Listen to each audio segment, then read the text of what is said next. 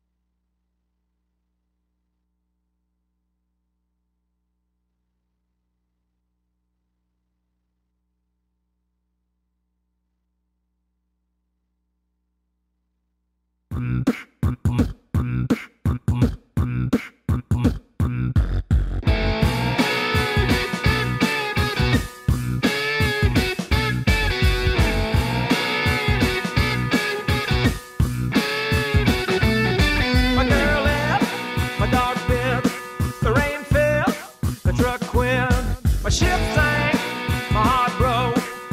I'm gonna sit down and rest my bones.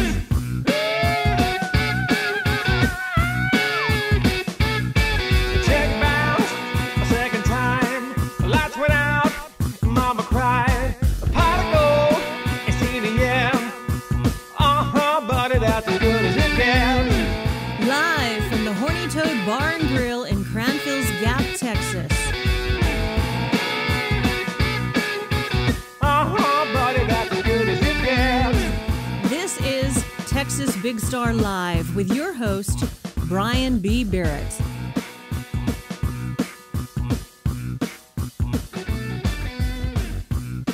Hello and welcome to Texas Big Star Live. I am your host, Brian B. Barrett, and we are broadcasting from the fabulous Horny Toad Bar and Grill right here in fabulous Cranfills Gap, Texas. Once again, it's a Saturday. Today is July 8th, and the weather's beautiful here, which means the beautiful people are outside and inside and upside down.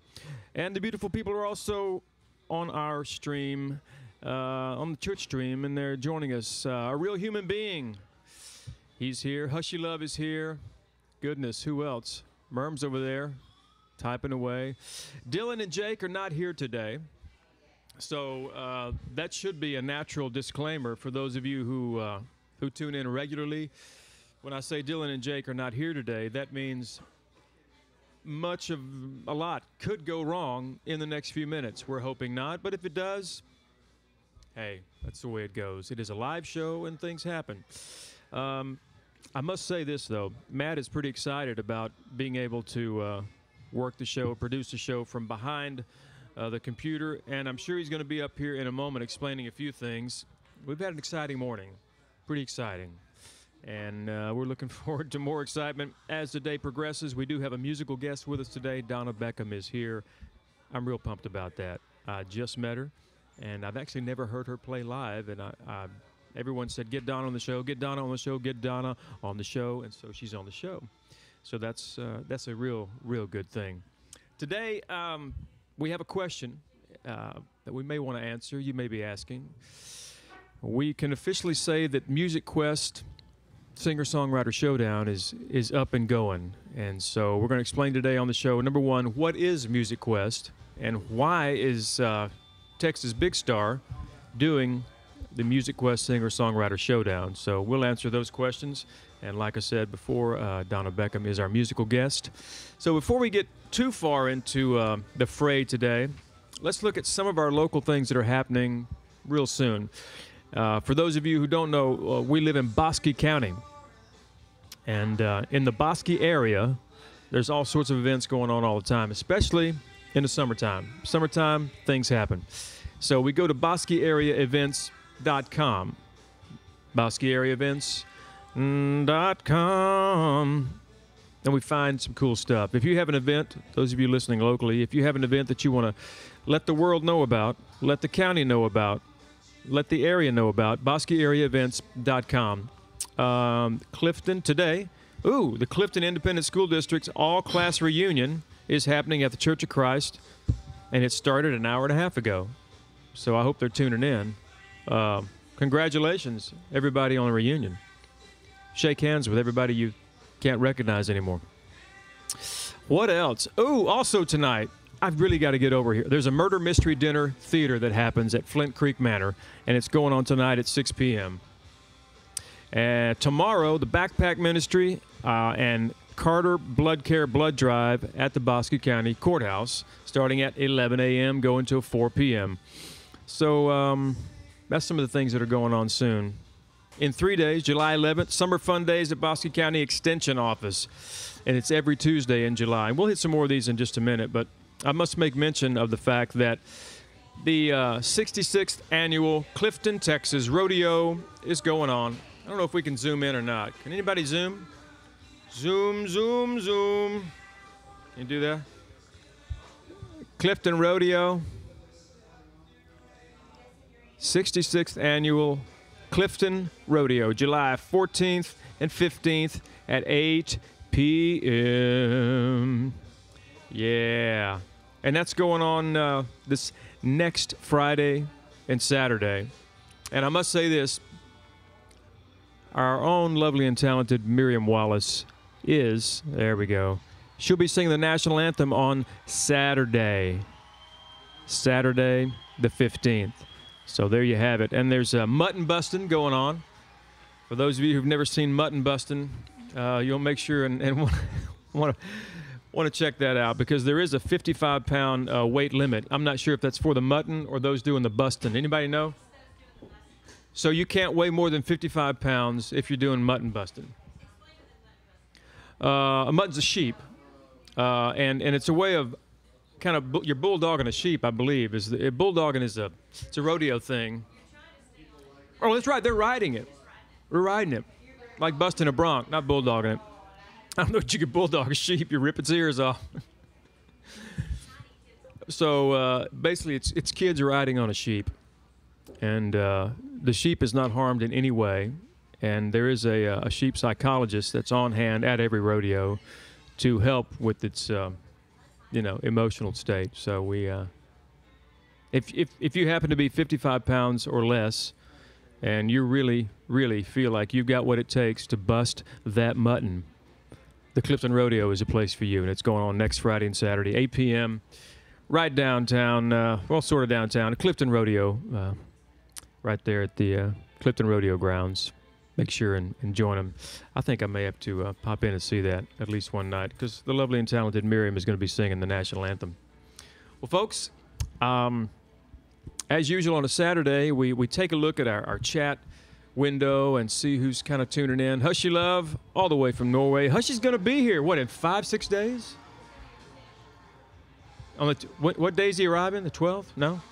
That's 4 days from now. Hushy, you're going to be here in 4 days. That's great. And some other of our Twitch friends, Stephanie Jones Music is going to be here. Somebody shout out somebody else that's going to be here. Is Texas Desert Rat? You're coming by, aren't you? Okay, he's going to be in the area. Who else is going to be here? Alfie. Alfie's going to be here. I haven't seen Alfie on the Twitch this morning, but yeah. Do we have some fun in store for you? That's really a question. Do we have any fun in store for them? When they get here, it's going to be like a work camp. We didn't realize it would be. No, I promise it'll be fun. There's fishing. I can take you fishing. I know that. And I hope to have some sort of pull a favor and get a canoe. I want to get a canoe, get everybody out on a pond in a canoe, and maybe go camping too.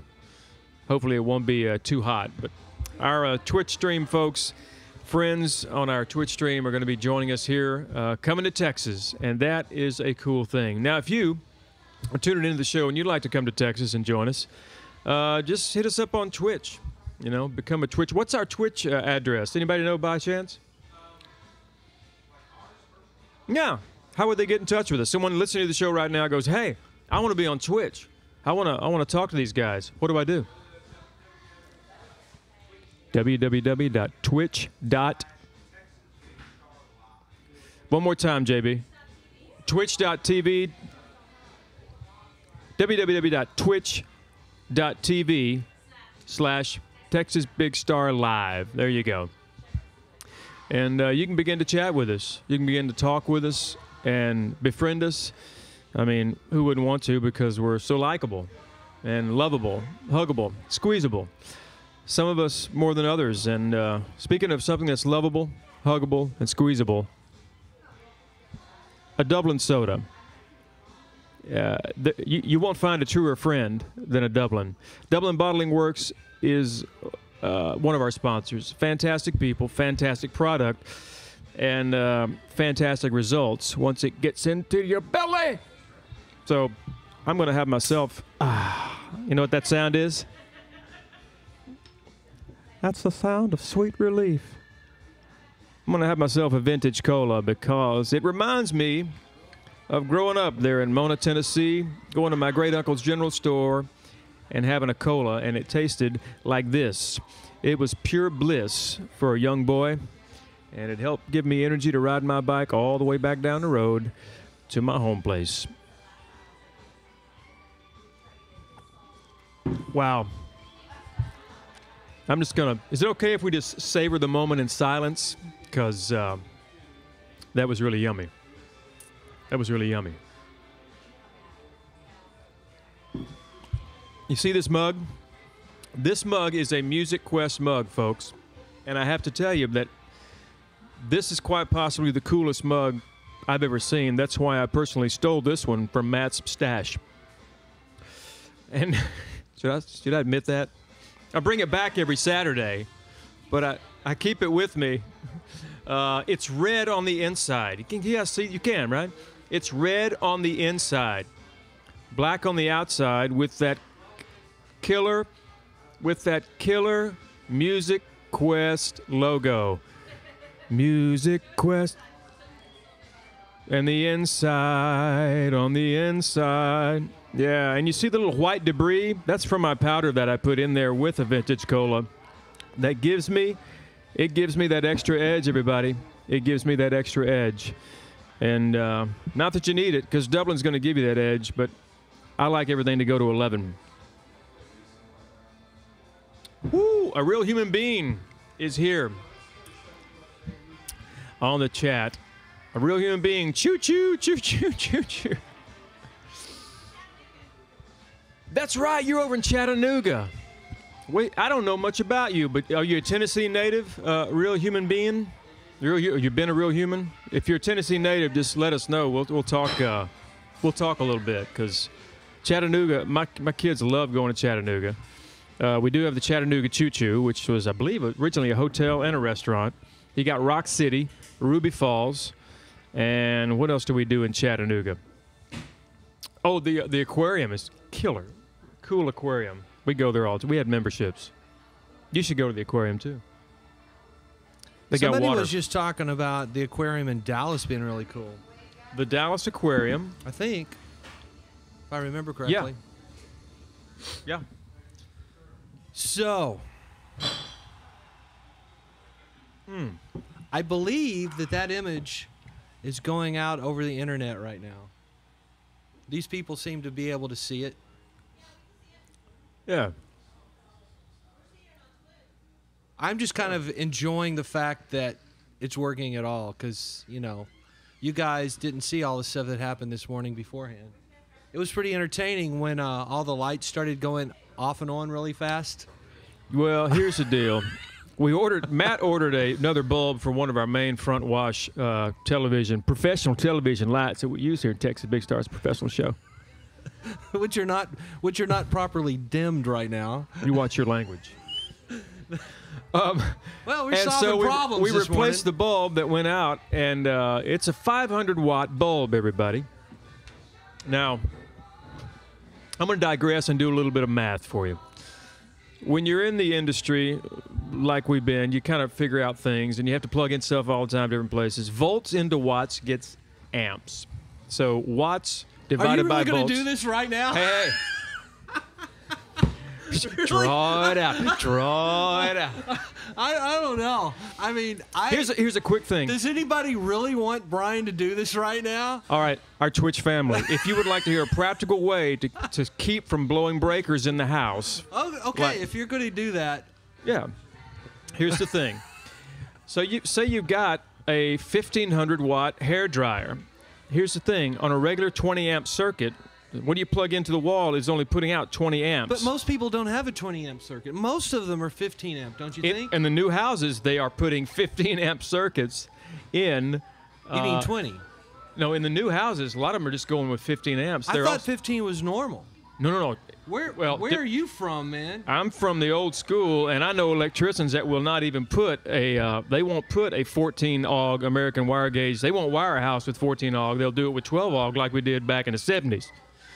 Which would carry a 20-amp circuit. All right. But nowadays... I just thought 15 was more normal. I know you can get 20, but I thought 15 was like the standard. It is in the last 10 years. It's cheaper. I mean in the last like cheaper. 30 years. No. I built... Listen, if you don't build right... So No, anyway, I'm sorry. let's say I just really thought you had it flipped. So okay, so your story is yeah, back in the day, I mean, 20 is what you go. 20 was historically what you would use, and you use a 12 AUG or AW American wire gauge. But now they're putting 14 AUG, a thinner wire, and just 15 amp circuits and things. If you just notice, if you were listening to Brian, and I'm starting to wonder if anybody was, but I mean, there's been no activity since we started this conversation. Here we go. No Somebody chat help me. other than Yay Math, and that was by JB. So thank you, JB, for encouraging us. But if you just notice what he said, it's kind of like shotguns. The lower the number, the bigger the bore. Right. And so when you're lower gauge in the electrician, Like your golf score. Yeah. Okay.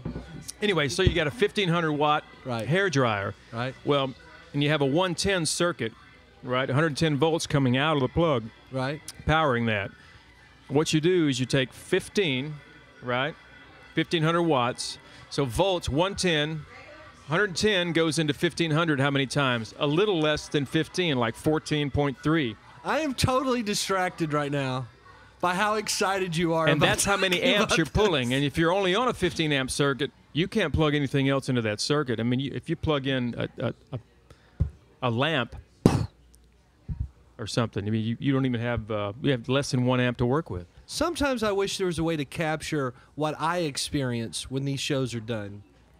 You mean so other people depression can and enjoy. nausea? No, I mean, you're so incredibly enthusiastic about this, which is great. I appreciate that. But out of the corner of my eye, I keep seeing Alex's face, and he is like anything but smiling. He is just like stoic, like somebody shoot me now. He's been that way since he arrived. Alex, smile. Oh. He's just. That's just him. Alex is even keel, man. I apologize. I'm watching what people are doing and how they're reacting to stuff. You know, I don't always do what you need to do to change that, but I am paying attention, and I'm just laughing at your enthusiasm about this. I enjoy that part of, you know, it's that one little thing in life I've figured out. Volts into watts gets amps. Do you remember? Okay, a couple of weeks ago we did the whole Twitch emoji thing, and that was Kappa. Right. And do you remember what that meant? Because he just communicated something with a little image, and you and I don't really remember. From what I remember, Kappa means Brian's awesome. Yeah. Brian's. Is that right, JB? I don't. I mean, which brings us to this point. Correct. Stay in school. I mean, look at us. Just stay in school, kids. God bless you, Brian. I'm glad you're here. So, I mean, can I interrupt the electricals? No, I think we're done. I mean, we're done? That was it? Listen, That's I could go everything on. you need to know I could right go there. on in detail. But if you have a real problem, you call me, your handyman. You got a song that goes with that? James Taylor always did. So I am. What we're trying to do is survive. I'm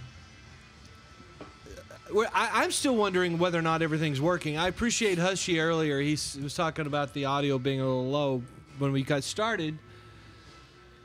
And I was trying to do like 3 different things simultaneously on a computer, and flipping between screens, and the audio suffered. So I apologize. There's going to be a lot of that today, but I mean, for the most part, it's a little ironic that on the day that we're going to be talking about music, that I'm least confident as to how the audio is going to be working. It seems kind of ironic, don't you think? A little bit. Maybe. I mean, I gave a disclaimer. I said Jake and Dylan aren't here. It takes a team. It takes village people to do this. We've got some help today. I don't want to disparage them. No. Yeah, Alex and JB are doing their thing. They're doing it. But it usually, I mean, we kind of divvy it up, and I got to be honest. A lot of this stuff is just done by the time I get here in the morning.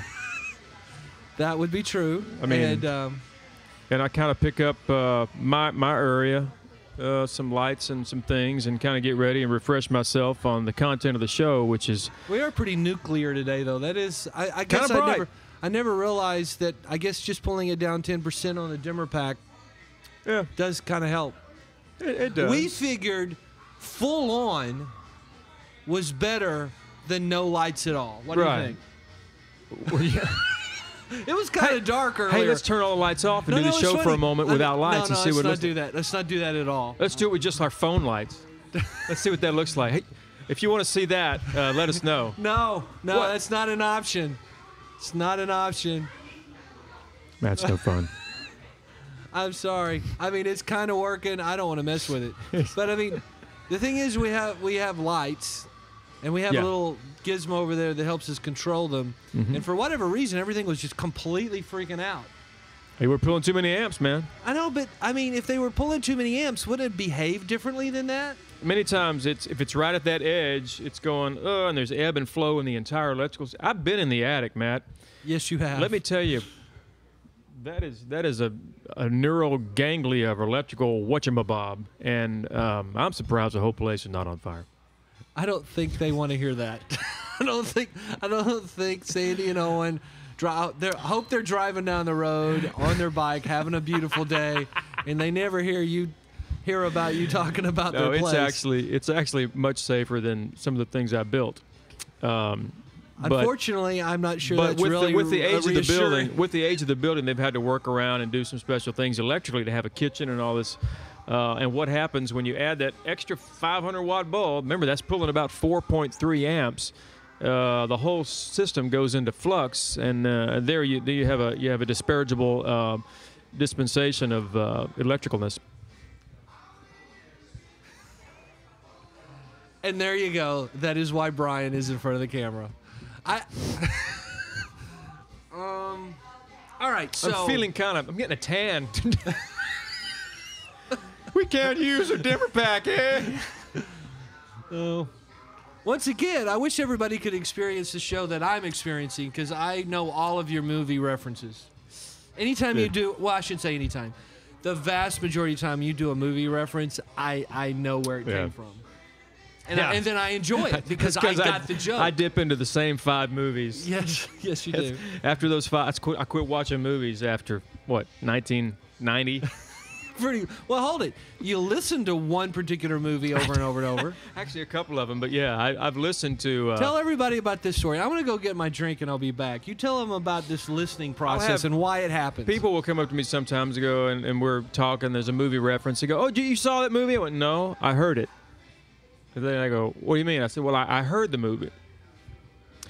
Years ago, I was playing in a traveling band, and I was the main driver. I'd drive the Giganto whatnot SUV thing, and it had a DVD player in it, and it would all come to the sound system, and the rest of the band, for the most part, was in behind me watching movies as we're driving 600 miles to go play in Branson or something. So I got to hear a lot of movies because the screen was behind me. I didn't get to see them. So that's kind of... So in my mind, I actually have seen the movie in images. I'm just listening, and it's amazing what you can do when you can't see things visually, but you can hear them, and you create images in your mind of what you think the movie is like. I don't know if it's actually true or not, and I know some of the actors that were in the movie, but to me, what I've gotten in my mind is that's home to me, and I'm just creative that way, I guess. I found a solace in that. Did you finish your story yet? I did. I finished it out with a poetic word, solace. Was it good? Solace is always a good word to use. Did you tell him about the one movie that you referenced? You didn't reference it earlier. You just made me think of it. I didn't reference any movies to them yet. All right. So what's your favorite movie that you've heard over and over and over that haven't actually seen? I've got to say I've heard Walk Hard. Oh, okay. I've heard Walk Hard, and I've heard Idiocracy. It's amazing to me. And there how many different people... Great lines in there. How many different people have referred to either the concepts or the specifics of Idiocracy as a movie? Well, the frightening part is that much of the culture is 10 years later after the movie came out. It's almost getting there. verbatim. It's getting there. Woo! If you haven't seen that movie, We're not quite watering the There's crops some- with there's some- Gatorade yet, but we're getting there. but Mike Judge is the guy that did Beavis and Butthead and I think Silicon Valley, I think, just the show out now, and Office Space. I mean, there's some language in Idiocracy, so if you're easily offended, you might want to Yeah. back up. But it's not that bad. I mean, it depends on what you consider bad. But I mean, it kind of seems appropriate. I don't remember any given bad the language. context. I remember just some key funny parts that in Oh, my yeah. mind I'm going, that sounded really funny, and I'm visualizing how that scene Well, went I down. mean, there's the general premise is in the future and how things have changed, and there's a very well known restaurant where you can go get a good burger. I don't remember that one. Fuddruckers. Oh, they And Yes. over time, they kind of They've just morphed the name into morphed the things name. you would say. They didn't say that, did they? yeah. Yeah, I So forgot you about just- that. Yeah. So I mean, there's stuff like that. So I don't remember all that stuff. I just remember the funny parts that are just usually with that character interaction, you know. Right. We got this guy gonna fix everything. Yeah. Terry Crews. Not sure. You do that one a lot. It just sounds funny. Yep. Got this guy. I know time's been hard. So I don't know if that was actually an endorsement or a recommendation. You watch that movie, but I'm making the observation. Maybe not you, but I'm making the observation that there's a lot of truth in that that movie. Yeah. Yeah. So I don't know if that's really what we're here to talk about today, but I wouldn't think so, but I mean we are. it's your show. You can do whatever you want. And that's the beauty of America. Well, one of the things we wanted to talk about today was the thing you already mentioned about. And I was going to stay right there, buddy. See if you can focus up on this live. See, you're on live. You're on camera. You don't even have to focus, I don't think. You can just zoom in a little bit. Music Quest, Music So Quest. we got a ton of these bad boys. Yeah. A whole bunch of these posters. See? They're That's a good-looking poster. They're nice, pretty. And these are getting ready to go up around the place a lot. Okay? And you already did a run. Were you on the radio with... I was. Tell me about that. For quite a while. Tell me about I that. hung out with those guys and gals for 2 hours or more. Tell everybody Yeah, who those well, guys the are. posters came in, what was that, Thursday? And about 40 minutes after they arrived in the box, I took the box with me. I was on a quest. I was on a mission Did it have to do with music? I was on a music quest to disseminate those posters around towns and villages and all the hamlets between here and Stephenville and back. Ville means town, right? Ville means a town, a village, yeah. A villan is different. So I went through Hyco. Notably, Hyco is known as one of the places, anyway, the place where Billy the Kid passed away. That's their claim to fame. One of the alleged. One of the Billy the alleged Kids. places, and since they're close neighbors, I'm going to agree with them. Yeah, I mean, why and not? I dig the town. The town's cool. It's a really cool town. Hyco. H-I-C-O. H-I-C-O. Hyco.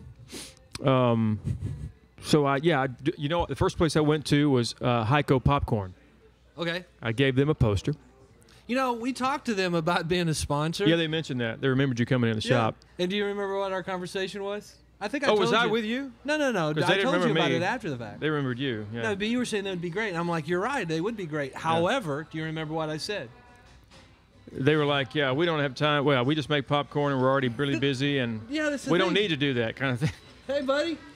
So, so the thing is that advertising doesn't really help people who are unable to keep up with making enough popcorn Yeah. for what they're already getting hit for. Yeah, what they need to advertise is help wanted. We're so busy. exactly. Yeah. Yeah. Yeah, but they had 3 of them working there, and they boom, boom, They're boom, busy. boom. I mean, Yeah. they got good stuff. Great and they're- popcorn. I mean, Hyco popcorn. You understand, folks? This is fresh, pure the efficacy of the kernels. I'm just telling you, is stellar, and they got like. My favorite is what is it? Caramel jalapeno, toffee jalapeno. Just yum. You know, our whole approach to this show, ultimately, I think people already understand this. We're not really. Oh, it's the Outlaw Blend. That's what I love. The Outlaw Blend. Incredible. I'm distracted. Are you? Jake, I saw your text, man. I'll see if I can figure that out, or JB can work on it or something. But so the thing I was going to say is that when we got people who like our show and they enjoy it, Yeah. they may want it to happen, you know. And these people with the popcorn, maybe we just don't need to talk to them about advertising, but they're so successful that they're not doing it to advertise. They don't need that. No, they're just selling something people But want. They're Yeah. so successful that they can spread some of the love around and help other people be successful. That's an approach, right? That is an approach. They were happy to see me walk in. Buy lots of popcorn. I do buy quite a bit of. It's good Yeah, stuff. a good All right, amount so of popcorn. you're in Heiko. That's one of the places. One you of the went. places, yeah. And then I dropped down to the Jersey Lily on the corner. I gave them a poster. And they were like, yeah, put it up over there or wherever you want. I went, okay. So some places, they say, great, leave it with us. We'll ask the management and we'll put it up where we can find a spot. Other places are like, yeah, okay, go ahead. So you go, okay, guess I'll tape this in your window. So at Heiko, I also went to Wiseman House Chocolates. Yum! Yep. Gourmet chocolates. Gourmet chocolates that they did not. There's no bad. I don't know if there is a bad chocolate, Matt, but if there is a bad chocolate, it ain't at Wiseman House. You know that because I've eaten everything there. Our and it's yum. Dear friend, I want to say family because she practically is family. But Debbie, she used to. That's work right. there. And the coolest thing about it is they have rejects, things that they make that are malformed or they don't look right. That's right. But they sure taste fine. And I mean, we miss Debbie, but one of the many reasons we miss Debbie is that she doesn't bring, she worked there. Debbie, did you bring any chocolate flakes shaped like dinosaurs that are meant to be, bulls here? Yeah. Yeah, good stuff. So anyway, through Heiko and hit 3 or 4 places there with posters. And then they're working on the road between Heiko and Stephenville. That was that trip just from Heiko to Stephenville took twice as long as it should. Right. Made it to Stephenville and got to go to Beans and Frank's, which is a wonderful coffee shop right across from the entrance there at You and I Tarleton. went there when we were there? Yes, we did, at Tarleton. Okay. Tarleton University, and cool place, really cool place. Beans and Frank's, and then went by the Rocking Pea, dropped them off a poster. Went to Fuzzy's Tacos. I want to say it's Fuzzy's Tacos. Maybe our research and development department can check that out under the research side to make sure I'm not mispronouncing that. That was a cool. That was a cool it's hang. definitely Fuzzy's. The manager was there, and they pointed him out. They go, "The big guy there in the orange shirt," and so he's just running away. I said, "I've got this. What is it?" He goes, "Yeah. See that piece of wood? Just put it there." And it's right as people are walking in. So I stuck one up there. Nice people. Great food, apparently, because that place is happening. Fuzzies, and then I went to City Limits, and then finally made it to Twisted J, where I was on the radio with Jody, Texas Homegrown Radio, and was on the show. Is that .com or what? How do you get to that? That's a good question. Maybe JB can look up Texas Homegrown Radio. He's busy. I'm pretty sure there's only one Texas Homegrown Radio. No, there is, but if you do a search on Google, it'll pop up. .com, and you'll pick up the radio station. I think that's right. I think he's 70 or 80,000 listeners, something like that. I have no idea. I'm gonna go 100,000. We'll they call have it more a few now. more followers than we do, though.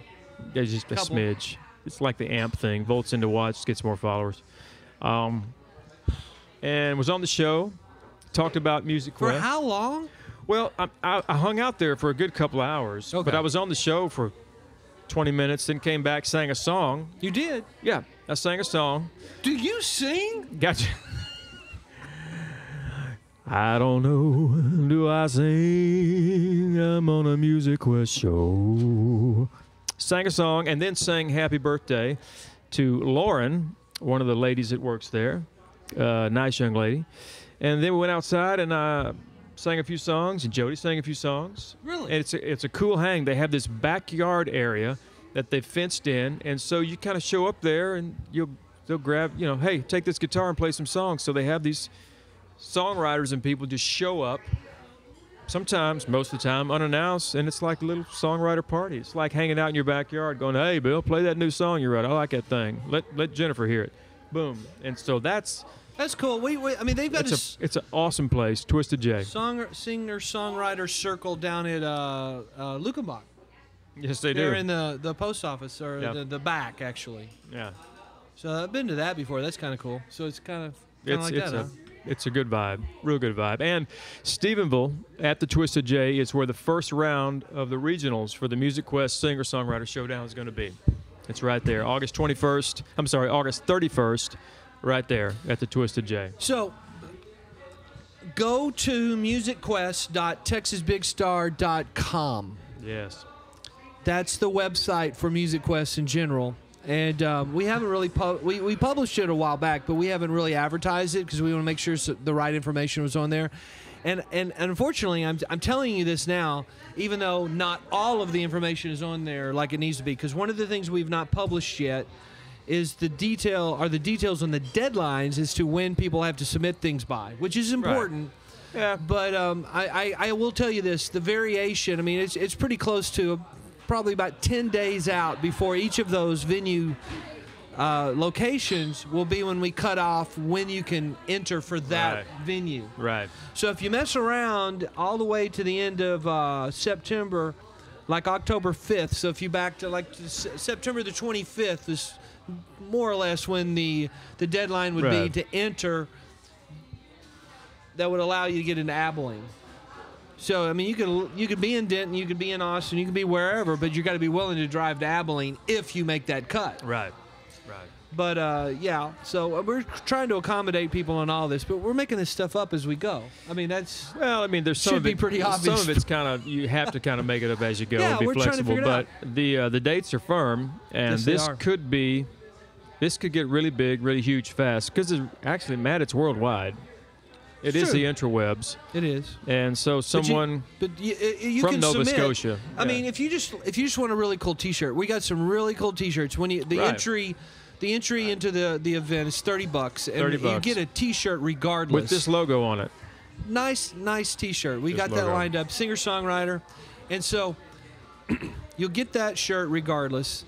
And then you submit your video online, and then you get a review. I mean, Brian's going to be taking care of making sure all those reviews are done the way they need to be. All those video entries will be reviewed by a panel. Yeah, and you get and, feedback. Sifted through. You get So feedback you get too. that regardless. Yeah. So, but if you can make it to these regional events and you're selected to compete in one of those events, That's a then big you deal. will be eligible if you do well at those regional events. Then you come to the finals here, Finals. October 21st. Right here at the Horny Toad, October 21st. Bacon Bash. Bacon Bash will be happening. There's a lot of people in town that day.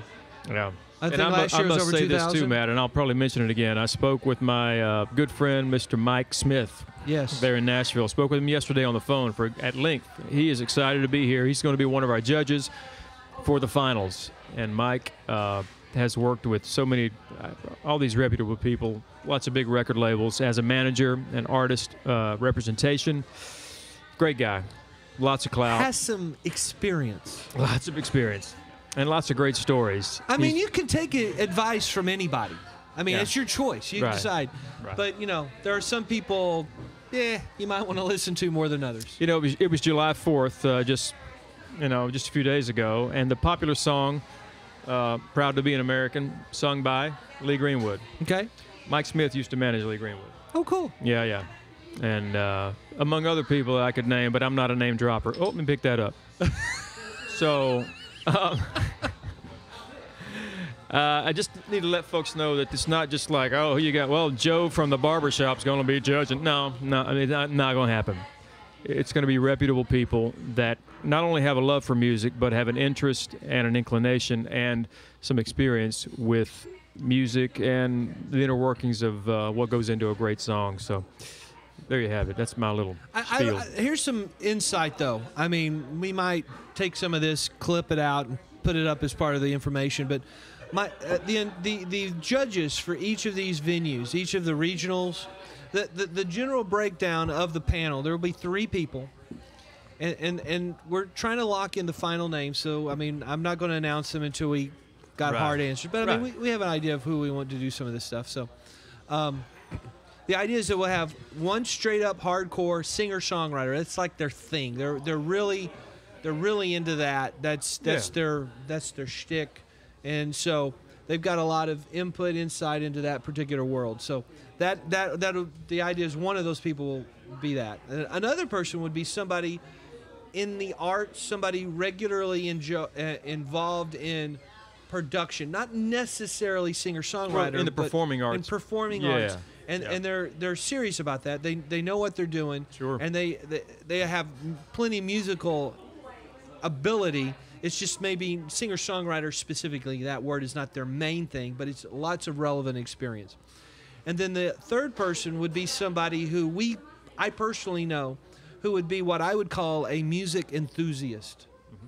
Somebody who's not necessarily making their living in music, not somebody who is specifically a singer-songwriter themselves, but somebody who I know is a thoughtful, engaged music enthusiast. Somebody who will be thrilled to be involved in this and will give it their all, and they are fair-minded. They can assess. They've got all the skills they need to be a good judge, and so that's my thinking. I want some variety there. I don't necessarily want 3 singer-songwriters. Period. Right. I just music's larger than just that world, even though we're focusing on it. Yeah. So that's hopefully that will help you get an idea of who our judges are going to be at all the different events. Is that music enthusiast, somebody who's actually in the world, that's doing the stuff, and then straight up singer-songwriter type person. So that's awesome. That's what we're going for, and hopefully we'll have that at all of them. So now. We're going to talk about that some more later. But I'm going to step off for a second, leave it with you. All right. I know that you can handle it. I mean, you're constantly talking. Well, I shouldn't say constantly. More than once, anytime something gets weird or kind of strange, or we're not too sure whether or not you want to take any credit for it, you're just kind of along for the ride, you make it clear that, hey, Matt, this is your deal. I mean, if it goes wrong, yeah, it's your show. And yes, that's true, but I just want everybody to know that this would not be a deal at all. The idea never would have been even remotely pursued if it weren't for you. Oh, you mean Music Quest? No, the Singer-Songwriter Showdown. All of Texas Big Star. I mean, seriously. I mean, you and I had talked about stuff in general. For years, we had talked about... Mircha on? Hey, Mircha's on... Mircha! He was with us last week. That's right. He was with us last week. So he's chatting with him. Dude, what's up, man? Oh, he's on his phone. Downloaded Twitch on your phone. He's somewhere in Europe, and he's watching our show right now. Or at least he's chatting. Hey, look at that technology, Matt. Someone across the oceans is on their phone watching a TV show from the Horny Toad Bar and Grill right here at Cranfield's. Most likely. Yeah. That's going under the sea, under one of those, fiber cables. Isn't that cool? Under the sea. But I mean, thanks for. I mean, we're Hushy. Look at him. I went there right before he chatted. Like, Mirch is not the only one that's using one of those fiber under the water things. Hushy is too. Hushy's. So now but he's not going to come under the water. He's going to go over the water really high here pretty quick. Right. Getting ready for his orchestra concert tomorrow. Hey, Mircha, is this concert you're talking about the one that's in that really, really cool-looking castle with a moat around it? Ooh, send us some pics. I mean, I think Jake showed me a picture. I thought, is that the same place? Yeah. He agrees. He does. Okay, cool. So, thanks for being with us, guys. I'm sorry to... Awesome. We just it's sad. We take Hushy for granted. He's a regular, and we keep forgetting he's in Norway. He is a faithful Now, Norwegian I will say this: listener and the viewer. reason why we do this show during lunch here in Texas is so that it's not 3 in the morning in Europe and Asia. That is a that's good why point. we do it earlier in the day. So people are like, Right. "Why do you do it at lunch?" And you're like, "Well, we have friends, and they're It's true, we far do. away. They're they're- multiple time zones away. And So far, that's why." far, far away. Far away. All right, so I was trying to blame part of this on you. Oh, were you? Okay. Yeah, that's what I was in the middle of doing. Hey, Because man. I never would have even dreamt of trying any of this stuff if I didn't have somebody who could sit in front of the camera And make up stuff out and of thin make air. stuff up and be okay with it. And then I could trust that I would know that I would be Yeah. most of the time I would be okay with Yeah, what yeah. you did. Yeah, I still want to make this into a ping pong table. Like on the show, play ping pong sometime. Well, you know, have you seen those little Nerf ping pong tables? Yeah. Yeah. Well, You it's play just a those? net. They make Yeah, a yeah. net and the paddles. Plastic net. Yeah, you can do that. And then we do an interview with someone while we're playing ping pong. You know, I'm up for that. You have to find one of those. I mean, those used to be really common. Can you still find those? Oh, we can get one. Yeah. We'll get something like that. A horny toad version of them with like a pencil and some fishing line going across that way. And we'll find something. That would be funny. I'm mean, sorry. There's a MacGyver in all of us. I mean, I don't want to offend anybody. I don't want to offend you. I don't want to. You know, certain terms are offensive to some people, Like what? and some terms are endearing. You know, I don't know, but I'm just that description. I mean, I just thought, you know, I think you just white trashed me by the way you were describing. Pencils and fishing line? Listen, we got plenty of gaff tape here, and I know we can use these mic stands. It can be a pterodactyl. I know what movie that's from. We could use, yeah, that's it. We'll just string a mic cable about yay high, wrap it around, tie a knot in it on the stand. At You'll some love that, point, wouldn't you? I wish I had money to do nothing but hire someone that did nothing but document every movie reference you make. Because I'm pretty sure like 80% of them fly right by people because it's just Maybe. like a constant stream. And you got to know what you're looking for. Is it me or have they turned up the radio and Stairway to Heaven is blaring in the Stairway background? to Can you Heaven guys is hear that? quite loud in the background. I said, can you guys hear? Hey, look. Hey, thank you Windows for your updates. So thank you Windows. Thank you, We JB, love for not to letting hate. Windows update right now. Your inconvenience is always right on time. I'm going to go get some more. I'm going to Okay. go round up the people that we need to round up, and I'll be back. Okay. Who are you going to round up? I'm not sure yet. All right. There's a lot of Well, our people musical behind guest us. is here. Yeah, your and musical guest. she brought a friend. I'll tell you what. I'm going to go find them Yeah. and invite them over. Yeah. Then later, we'll hear her actually sing and play something. You cool with that? I'm cool with that. So I'll tell you what. Because of that camera, I think what we may want to do. Do you mind doing the ping pong thing? Put one on either side of you. Okay, here and The here. ladies, yeah. No, right here. I'm moving. Oh, I don't mind at all. That's fine. Okay. Yeah. You don't mind being between the ladies? No. All right. I'm going to put this here. Hey, JB, you back there? Can you hear me? Wonderful. Hey, do we have any access to some things in the news going on that we can present on screen and kind of pick? If you're able to do that, give me a thumbs up. I don't see a thumbs up. Okay, so no. Well, we try to keep up with current events that are going on around us and around the world. And since Jake and Dylan are out of town, we kind of don't. Oh, well, there's Google. Oh, there's a screen. Okay, yeah. Just look up latest news or something. Yeah. Latest news. Latest world news. I used to try and highlight some of the most interesting things that have happened. Top stories. Top stories going on right here. Can we scroll down a little bit so I can just see? There we go. All right. Here we go. The G20 summit live. The latest as Hamburg protests rage, and Donald Trump takes the stage, I suppose. So, of course, the G20 summit, apparently there's things being burned down. For those of you listening from the area over there where the summit's happening, maybe you can tune in and give us a little bit of news of what's going on. Because some of the things we get with our new, Google News, or a lot of it's Reuters coming in, is we just get little snippets of what's actually happening. So we just see things in flames and go, oh, there must be another protest. Because we have those protests over here too. Woo! Oh, it looks like the U.S. sent some bombers to fly over Korean airspace somewhere.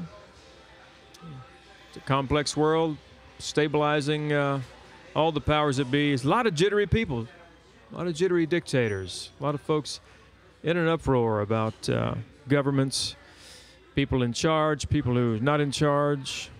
This opens up a whole new can of worms, but just pick out something there if you want, JB. Hey, JB, how about this? Something Texas related, because I came across a rattlesnake in the road the other day. It's July, rattlesnakes are out. As always, they're out and about. It gets warmer weather. They don't have to scurry away in the wintertime. They're just looking to stay warm. But when it's warm outside, they get out and about a little more in the summertime. So can you look at the rattlesnake report for Texas? Just Google that. I like to throw Google things out there to see what pops up. Rattlesnake report for Texas. Rattlesnake report for Texas. Let's see what pops up. This ought to be interesting. Here we go. Venomous snake safety. Yes, from the Texas Parks and Wildlife. Texas rattlesnake battle pits small town economics against ecological whatnot. Okay, Austin veterinarian reports an increase in rattlesnake biting dogs. That's from that's pretty recent. That's just about 3 months ago. So let's read this one. This is from the Austin blog. It says Austin veterinarians have reported an increase in the number of dogs bitten by rattlesnakes this year, according to KVUE Austin. Jim Holcomb of Hill Country Animal Hospital told the station the snakes are coming out of hibernation and they're cranky and more likely to strike than they normally would. So they're coming out of hibernation. Hello. Hi. And they're crankier than normal. So you might try to avoid your rattlesnakes. Hey, great. Hey, welcome back. I'm trying to get my seating here. Get your seat seated. Okay. These are kind of like. Oh, I'm good. Yeah, I just had to get the positioning with the. This is Donna Beckham, everybody. Donna, welcome. Hello. Hello. Tell you what, we're going to take this this wonderful Dublin 4-pack, and we're going to move it right here. There we go. There we are, or maybe not. Let's move it over here for a moment. It's just, all of a sudden, it looked like you were trying to talk over a 4-pack of soda pop. So. Donna, I'm glad you're here. I've never met you. Never met. I've heard your name for so long. Oh, okay. From Owen and Sandy, from other folks. And I guess here at the Toad, I'm here so many hours during Saturday that I rarely pop in during the week and hear what's going on musically. But I'm glad you're here because I've never heard you, actually. So. Well, you can hear as much or little of me as you want. Well, I'm sure it'll be great. And so where are you from? I am from the big city of West Texas. Yeah. Not the area, but the West. town. The historically Czech. Yes. Yep. Yes. Lots of Czech folks there, and I got a big family, and definitely makes it difficult for dating in that town. Because most of the folks are my cousins. Well, having dated my cousin, I can say. You too? Well, I didn't know what they didn't think. When you're when you're in junior high and you're at the skating rink, it wasn't really dating at all. You know, we held hands and went around in a circle in skates, and then you go home and your parents are like, you can't date that girl. She's your cousin. Well, my father, he was an airline pilot, so he was gone quite a bit, and my mom is there. My 2 older brothers are in high school, so I didn't realize she was actually related until later on, but she broke up with me at the skating rink the same day we held hands. So I'm sorry. It was a quick. Have you recovered? It was a quick. Honestly, you know what I did that day? I went home. I was so heartbroken. I went home and I picked up the guitar. And wrote a song. Well, I didn't know any songs, but I started songwriting. But I sang the blues to Twinkle Twinkle Little Star. I've told this before on this show, and I remember because the Twitch is going, you dated who? That's not really dating. It was. We held hands and went around. Yeah, the and there was there was nothing other than that. Yeah. But I picked up the guitar and started songwriting that day. So that was a positive for you. It was a real positive. Going around the skating rink with your cousin. And which led to later me being, and still am, in music biz of sorts. And here I am. Here you are. What's your story? Oh, wow. You're going to have to pardon me. I've been battling a summer cold all week. Oh, no. I thought I kicked it in the butt. But Yeah, I saw a Facebook post where you lost your voice, or was that you that said you kind of were like, Yeah, I had a little bit of a sore throat and everything. So, but we're good to go. It's just going to be a little bit of a That's okay. That's all right. hoarseness every now and then. My story. Oh my gosh, where do we begin? Well, when did you pick up the guitar? You know, the first I had ever. I'm kind of a late bloomer. I guess kind of. Yeah. I've always been. I've been writing just anything, pen and paper since I could write, and poems and things of that nature. And I always knew I loved to sing. And in high school, I was in one-act plays and things of that nature. Always creative with something. But it wasn't until after high school I had some high school buddies in a band, and the lead guitar player was wanting to learn, or he did learn the lead to Trisha Yearwood, That's What I Like About You. Yeah. But they didn't have a chick to sing. And so one day my girlfriends and I were all cruising out. We used to cruise out in the country because that's what you do when you're from a small town. It was a Sunday afternoon, and these guys were playing at this little place called Cottonwood Store, this little hole-in-the-wall country store. And they were like, we need... we want to play this song, but we need a female singer. Of course, all my girlfriends, knowing what I do, they're like, "Oh, Donna, go up there and this and that." And I knew the song, and so that was my debut. I sang Trisha Yearwood, That's What I Like About You, and I like a man who is crazy about me, can't live without me. Yeah, got a little train beat. Yeah, I hadn't done that in forever. Yeah. So that's how it started, at Cottonwood Store with a Trisha Yearwood song. Wow. And then they asked me to join the band, and I was so thrilled and excited. I think I played or sang maybe 3 songs for a 4-hour set, 4-hour show. I'd sing maybe 3 songs, right. One each set. And I'd carry all the gear, just whatever. I was so excited to be So part they of had the a band. roadie that could sing a song once every now and then. Yeah. They were smart. So that's where it started. And you just kept playing. Yeah, I stayed with that band for a year or two, and then that was that. And then I had some other high school buddies call me up, and we started a band called 3DC, and that's where I really started. And it was kind of funny because the lead male singer for that group, we've been friends forever. He called me and said, Donna, let's try to do this and create this band and everything. And he was more into like heavy metal and rock, and I was pretty sheltered when I was at home. We didn't have much music, with me growing up. And if we did have the radio on, I mean, it was country and it was Merle Haggard and all that. And so I didn't really know too much of like rock and things stuff. of that. And then they were like, you would do a great Stevie Nicks and a great Janis Joplin. I'm like, who are they? I'm kind of embarrassed to say that, but I didn't know who they were. And so we go and have have my little audition with them, and they're singing like Tom Petty and all this, and I come in singing Jeannie C. Riley's Harper Valley PTA, and I left after that with my then not heard husband, that one in and years. I was like, this is never gonna work. And they called me the next day, and they were like, this is gonna work.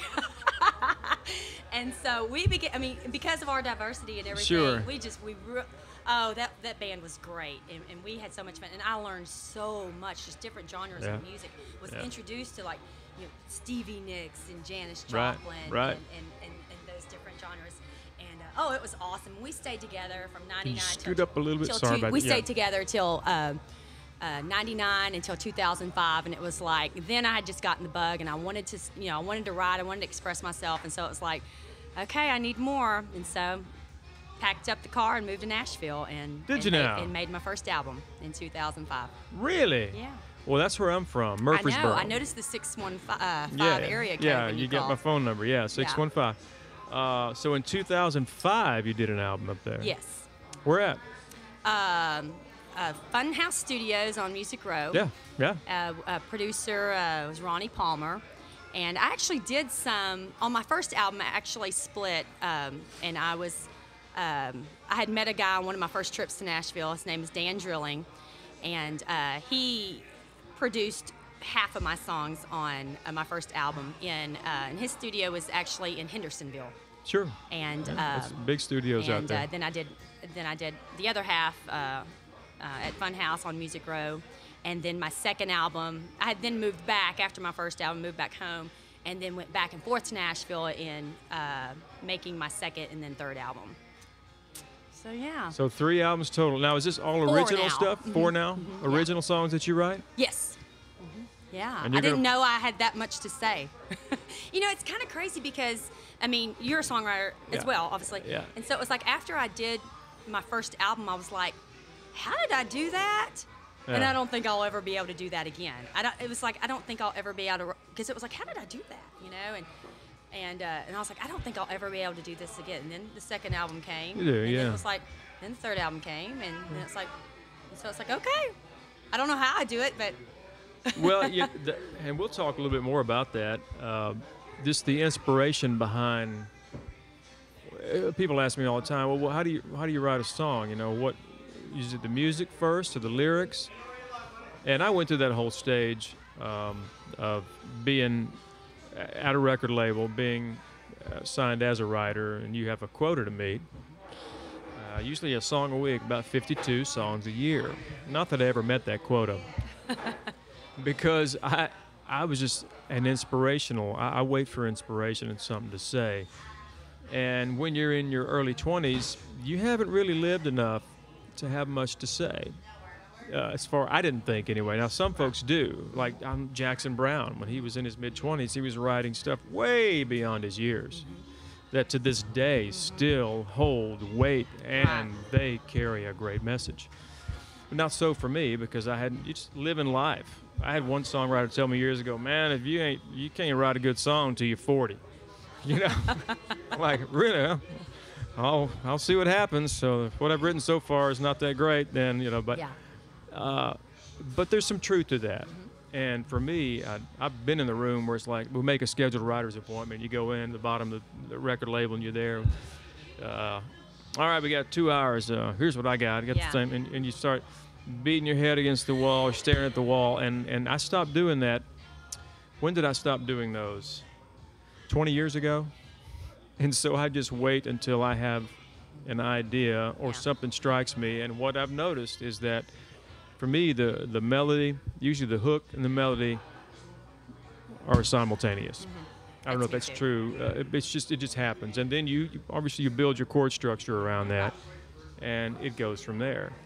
And every now and then I'll do a co-write, but most of the time I stick with it. And there have been songs. Have you had any of these songs where you start them, and then 6 years later you pick it up, it comes back to mind? It's like, I've finished a few in the last year that have been sitting on a shelf, no kidding, for 6-7 years. Yeah. When I first started songwriting, as I said, as I was younger, I wrote a lot of poems and things of that nature. And then after 3DC, as I said, I was wanting something more. I was wanting to learn how to write and play, and that's actually when I kind of picked around on the guitar, and the guys were like, you need to learn to play guitar. I wasn't worried about that. I was just worried about singing and things of that. Right. And then I'm so glad that they did, encourage me to do that, because then when I went to Nashville, well, you better learn to or know how to accompany yourself and go into these singer-songwriters nights and things of this nature. And so, but yeah, I'm like you. I have a hard time co-writing.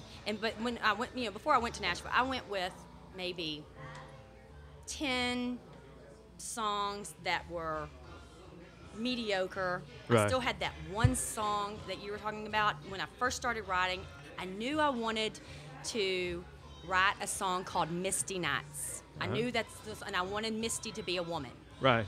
And so I started that song, and it came to me, but I never could finish it. And so that was one, as you were talking about, it just stayed there forever. I bet it probably stayed there for about 10 years. And so then I finally came back to it, but I didn't really know the art of songwriting. And it is an art. Yes, and as much as it is a science. I didn't know what a bridge was and things of that nature, and hooks and what the lingo was. Yeah. And so I didn't know that. And a good friend of mine, I've known her forever, and she's a songwriter as well, and she's gone back and forth to Nashville doing lots of stuff in her lifetime, and she taught me the art of it, and she taught me actually how to write a song, and this needs a bridge, and I'm like, what in the world's a bridge? Well, it goes over troubled water. Exactly. And so she taught me how to write a song. Yeah. And once I kind of learned the art of it, then I was, going to town. When I first, I'm born in Tennessee, in Murfreesboro. Grew up in Mona, Tennessee, but moved to Texas when I was just barely a teenager. I was 12, I think. But moved back to Tennessee, and years later, and there was a friend of mine named Marty Parker that I met at church, who had been a Sony tree writer. Tree Publishing was one of the biggest publishing companies in the world at that time. And he knew all these guys. John Hyatt, he used to pass them in the halls when John was writing for Tree. And, some of these names that Curly Putnam, these guys that have written these great songs. And so he kind of took me under his wing and did the same thing. He was mentoring. I'm like, well, I like writing this song, and I'd play something. He goes, let's go to a different chord there and make a bridge. And let's do a turnaround. Let's tag that chorus, and let's do something else. And so there's a little bit of it's an art that has to have know-how. And a bit of know-how. Some of it's learned. Mm-hmm. Some of it's learned. Creatively speaking, the ideas have to be there, strong ideas and strong hooks. And he taught me how to write what goes into the makings of a good song. So you're not one really for co-writing? I haven't done a true co-write. In so long that it's harder for me to co-write. Yeah. Now, what I have done, I've taken some ideas that I've formulated, and if I get stuck, every now and then I'll call up somebody and go, "Hey, man, here's the idea for this song." And usually it's like one of those country songs. It's kind of like I just need a good. I know this idea is strong, but I'm calling you, Jim, because you got to help me with this. What do you think? What are your ideas? And then a lot of times you just do it via email. And just, great, and then well, what's up?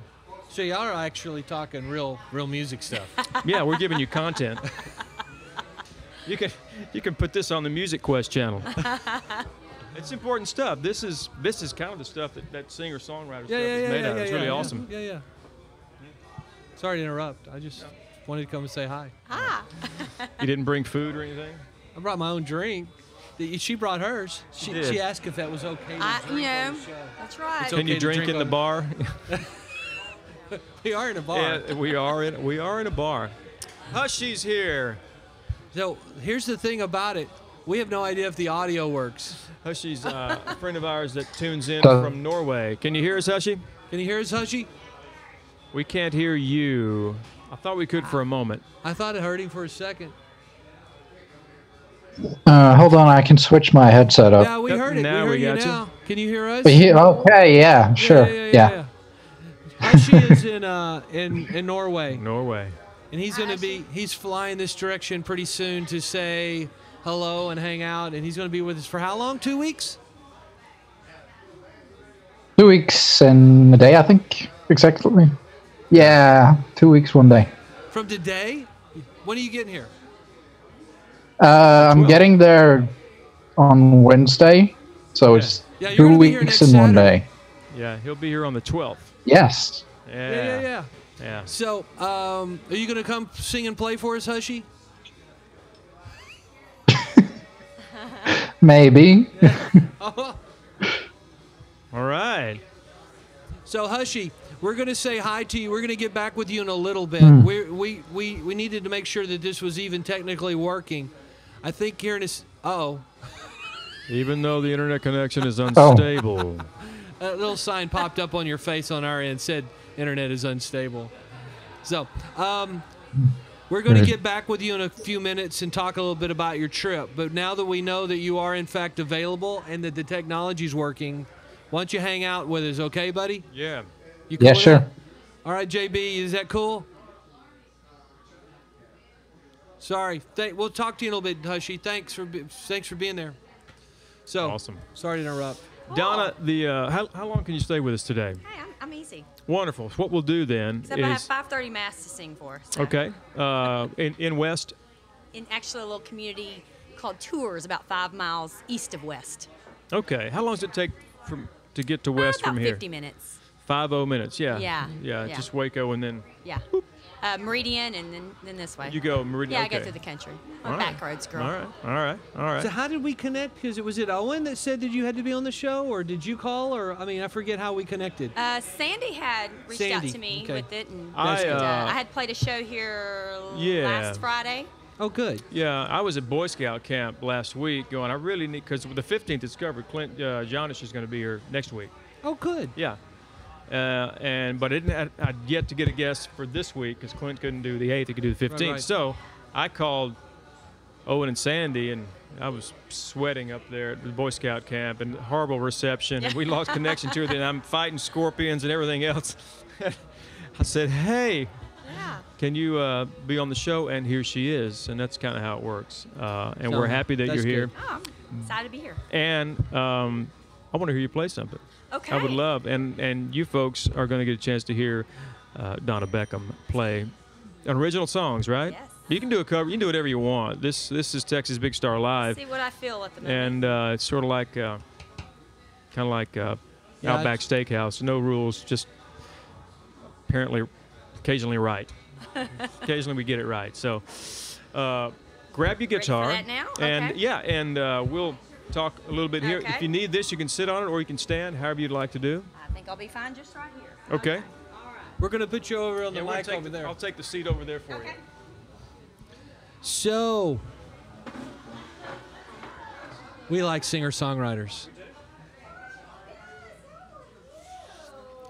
So, I want to remind JB that he may want to restart this other camera over here. Sometimes it turns off on us. I'm assuming that it needs to be reset. So, I wish I had heard more of the conversation up to this point, dude, because y'all were talking and I was, I was trying to get some other stuff working. I will in a second. Are you going to help us turn down the audio over there? Okay, all right. So, going to try to get things right.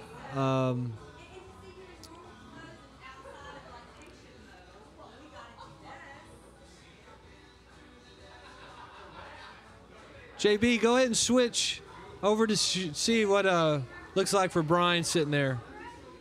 It's not Donna, it's Brian. Oh, lot of headroom. What happened to that camera? Don't switch it yet. Yeah. All right, hold it. All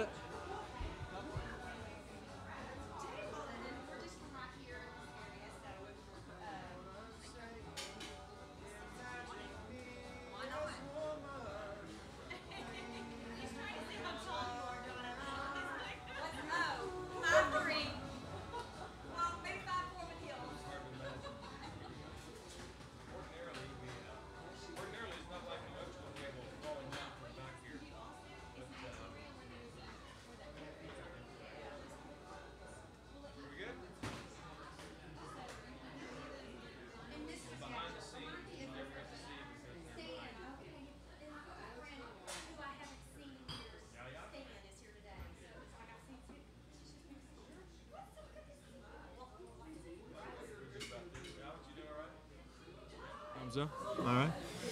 Miriam, how are things over there? You did a good job. It's down. There it is. All right, I think we're set. And in a moment, I'll have Donna come by, and she'll sit here, and I'll adjust a few things. And then we'll get to hear it from Donna Beckham herself. some original songs from a Texas-born singer-songwriter. Awesome kind of stuff. It's what we do. There she is. Come on over.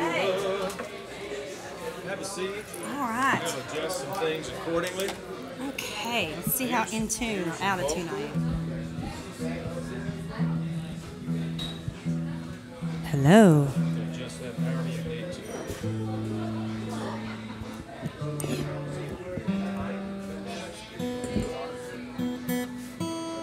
Well, you know, Finger picking? I'm finger strumming. I play like a girl. Well, no. I play like one of. For Willie. I mean, you're just already taking part of the show, Bonnie. Let's see. All right. Cool shoe boots. Thank you. I feel sassy in them. When I need to feel sassy, I put on my magical boots. Magical sassy boots. All right. We should be good to go there, guys.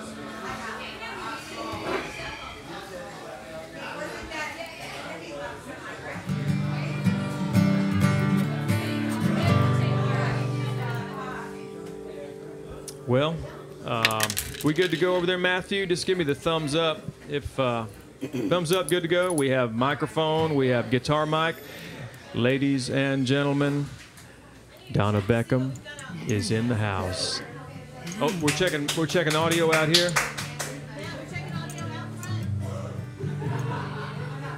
Checking audio. We have a speaker that goes out there. Okay. I still don't know what I'm doing. Any requests? Something you wrote. How about that? Hey, I'll get to that one. I just had a couple of my, well, I'm going to say friends, but for my day job, I do home health physical therapy. Yeah. And so I just had a couple walk in who I haven't seen in like 5 years. Hey, y'all. And 3 years. And I almost didn't recognize them, but they've come all the way from Grandview, Texas, to come and hang out and listen. So, Bonnie and Stan, welcome. So he had a request. I'm going to go ahead and do a song that kind of tells who I am. How about that? There you go. This is a song off my very first album. A song about my family and how much fun that entails. This is called It's Good to Be Here.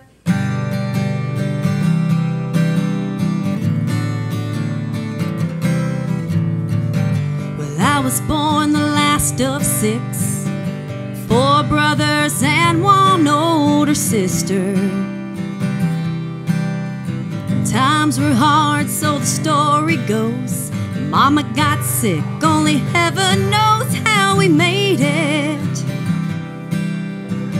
Well, I was told in my older years what the doctors told my mother. You're too depressed, you have 5 kids, no way you can have another. But Mama clenched her Bible tight and hung on to her faith. She gave birth to a daughter within the year. It's good to be here.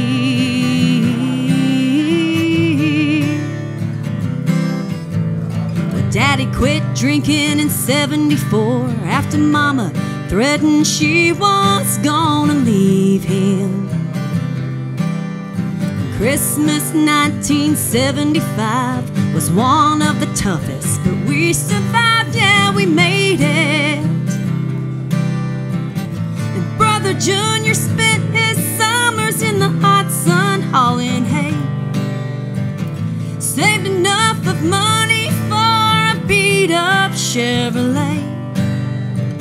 Instead, he spent every dime he earned on school clothes for the family. It took 2 summers before he was shifting gears. Glad he could be here.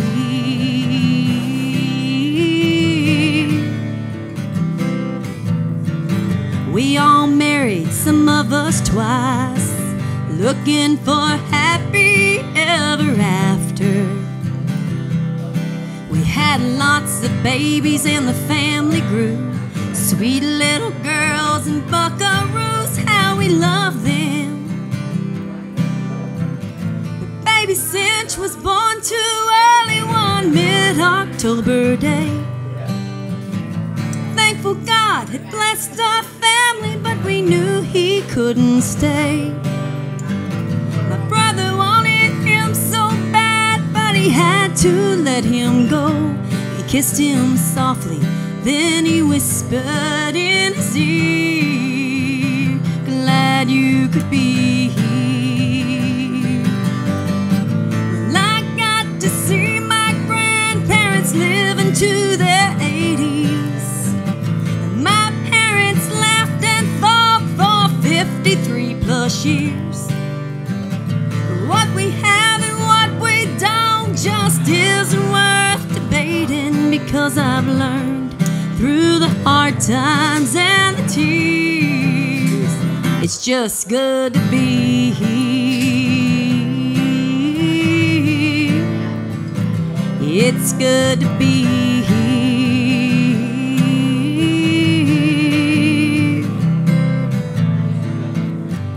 It's just good to be here. Thank you. Thank you. Very nice. Thank now you. that does tell a lot about who you are and where you came from, and that's pretty powerful stuff. Thank you. That's powerful stuff. Most of our guests play another song, and then later they come back and play two more. You are welcome to do whatever you'd like. Well, I got my first request from Mr. Stan, so I want to appease my fans out there. There you go. And again, this is a couple who they just walked in. Like I said, they surprised me. I hadn't seen them in 3 years. So they didn't know you were going to be here. They did. Oh, they And did. so that they purposely came all the way from Grandview. So You got I'm some very traveling honored fans. and thrilled on that. And I actually had her as a home health patient, and so that's how we became friends. And then they became fans of my music, and here we are 3 years later. So Stan actually has a request. I released them, as I said before. I had my first 3 albums that I recorded in Nashville, and this 4th album that I did was, you know, us artists, the wheels are constantly turning. And I had these songs out there that were songs that I wrote that were kind of funsy songs that didn't really have a place on the real albums. Right. But I'd play them out live, and I'd get great response. And folks would say, hey, how can I, do you have those recorded? And I'm like, well, no. And so I decided, you know what? I had about 3 or 4 songs. I'm like, this is going to be my 4th album. I'm going to put on 4 songs. I'm going to call it For the Hell of It. And that's what we're going with. But as we talked about earlier, I had 3 songs, that were funsy songs. But I wanted the song called For the Hell of It. Yeah. That was going to be, the title track, the title of the album. And I worked on that song for at least 3 years. Wow. I couldn't come up with anything. I had an idea, and then another musical buddy of mine whose dad actually was the guy who got me in my very first band at Cottonwood Store. His son is now old enough to be this great musician, songwriter. We meet one day, and he's like, well, what do you got going? And I said, well, I have this album I'm trying to work on, but I'm stuck on the title song, And he was like, well, what's it, pertain to? And I kind of told him the idea behind it, and he was like, okay. And he says, well, I can work on that for you if you want. And I was like, that'd be great. I'm just stuck, and I'll take anything I could get. And so he said, we'll meet back here next week at this coffee shop. And so he calls me the night before, and he's like, or text, whatever the young kids do these days. I'm more of a talker, but most people text. I'm old-fashioned. But he's like, yeah, I worked on your song, if you want to meet tomorrow. I was like, yeah, that'd be great. And so he didn't work on it. He wrote it, finished it, and it was great. And so I finally got the title track to my album, was able to finally put together the album called For the Hell of It. So long story short, this is a song, one of the funsy songs that I wrote that's on the album. And this is a song that I wrote about being a marijuana virgin. This is called Saving Myself for Willie.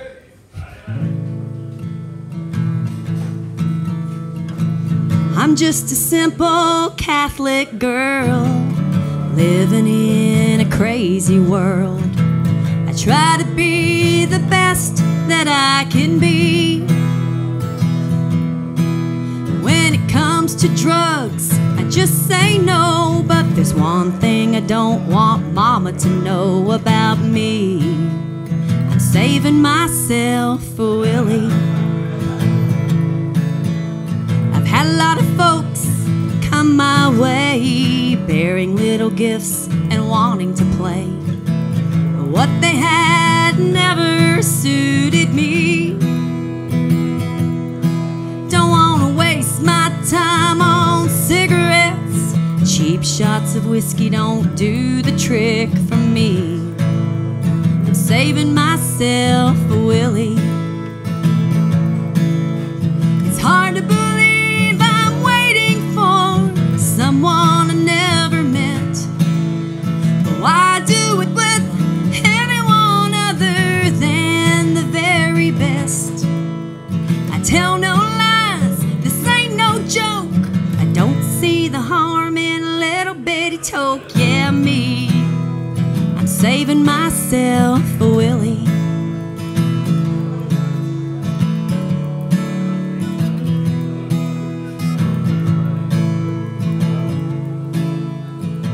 Sometimes the body grows weak. I want to give in to the pleasure I seek. But I'm not gonna ruin this for me. I'm gonna resist. I'm gonna stay strong. 'Cause I hear what Willie has is big and long. Yeah, me, I'm saving myself for Willie. That's just what I heard. It's hard to believe I'm waiting for someone I never met. But why do it with anyone other than the very best? I tell no lies, this ain't no joke. I don't see the harm in a little bitty toke. Yeah, me, I'm saving myself for Willie. Mama knew what I was planning, you see. She'd be praying a rosary, but me, I'm saving myself for Willie. Yeah, me, I'm saving myself for Willie. Clever. Thank you. Thank you. Clever tune. Thank Clever, you. clever tune. That's, of course, our friends that might be viewing from the UK. That song has a completely different meaning, and we'll talk about that later. Then again, maybe not. That's so it is a worldwide broadcast, so we'll probably be getting mail about this.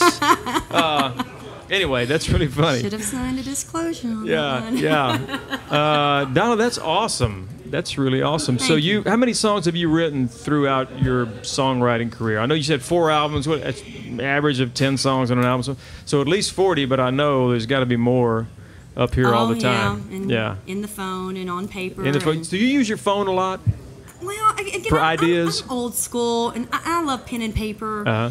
And but yeah, I still have which my sweet little friend who is being roadie and personal assistant today. She has little Pinky out there, which is still a battered, beaten 4G Little Pinky? cell phone. Yeah, right there. Oh, hey. I yeah. mean, she has I've got the taken same model. major Looks just abuse, like it. but she's still kicking. Yeah, that particular model is one of my faves. But yeah, I'll do lots. She's so full and fat. You Yeah. know, they're constantly giving me updates of, Yeah. storage is full, and it's just like, so every Yeah. now and then I got to put her on a diet. And Mine's got like a purge, 50 gig hard drive in it, and so I'm still filling that with videos. But I find that I do, if I have an idea for a song lyrically, I'll write it down. If I can't find anything, a pen and paper, a pencil, and a napkin, or Yeah. the back of a pizza box, or whatever it takes to get that in there. And then the voice record mode is always fun for melodies. Yes, I've my used that thing. a lot. That's my go-to. Starting when I'm doing music productions for everything that Texas Big Star does. When we first arrived, almost a year ago, the first 3-4 months, someone would come to me while I'm driving, and I'm singing into the phone. You know, that comes in handy quite a bit. quite a bit. So what's the fastest, most upbeat song that you can think of that you've written? You have any of those? Fastest upbeat. Yeah. There's a song that I wrote called, actually co-wrote this one with my friend Joyce, called Mother Nature, but I don't think that one's too appropriate to do on. So I understand. But fast and upbeat.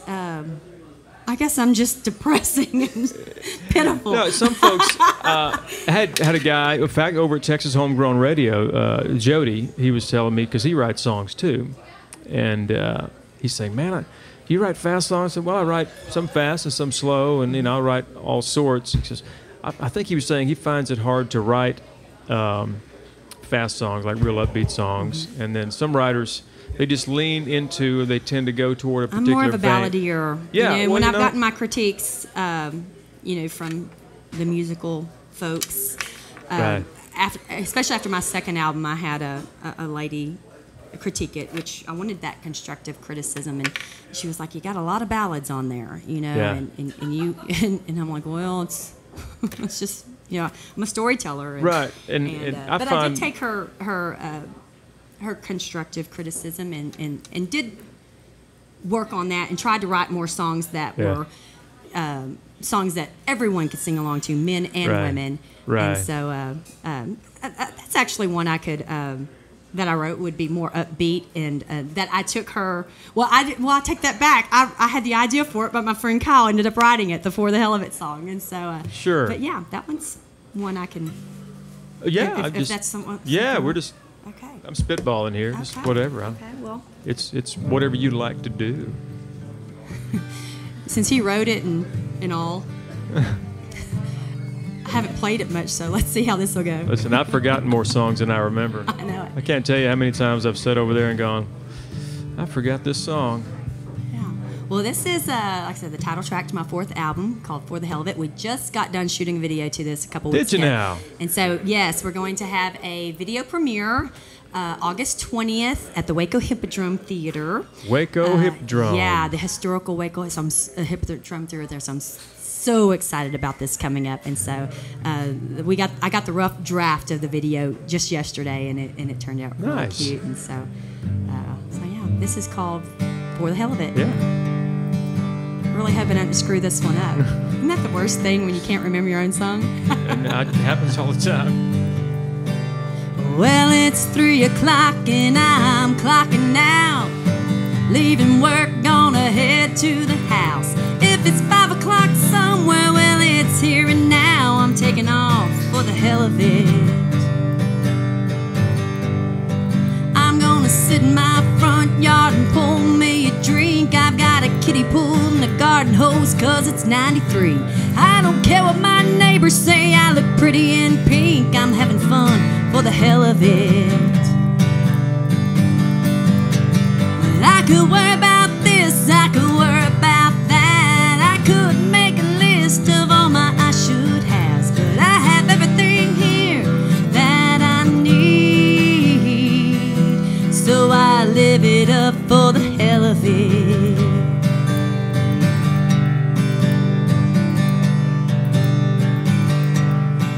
I might leave this town, I might run away, I might make a new life out on the interstate.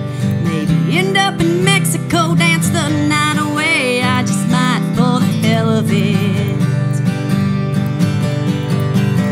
Well, I could worry about this, I could worry about that. I could make a list of all my I should haves, but I have everything here that I need. So I live it up for the hell of it.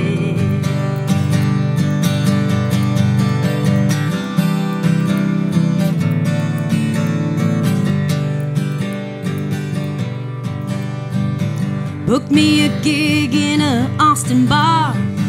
Got my guitar packed up in my car. Gonna drive an hour and probably play for free. But I'm gonna do it for the hell of it. Oh, I could worry about this, I could worry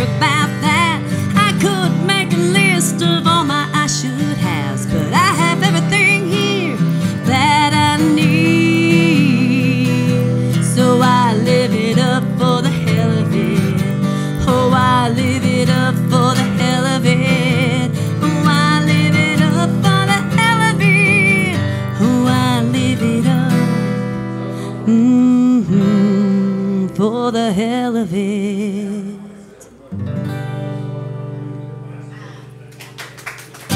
Thank you.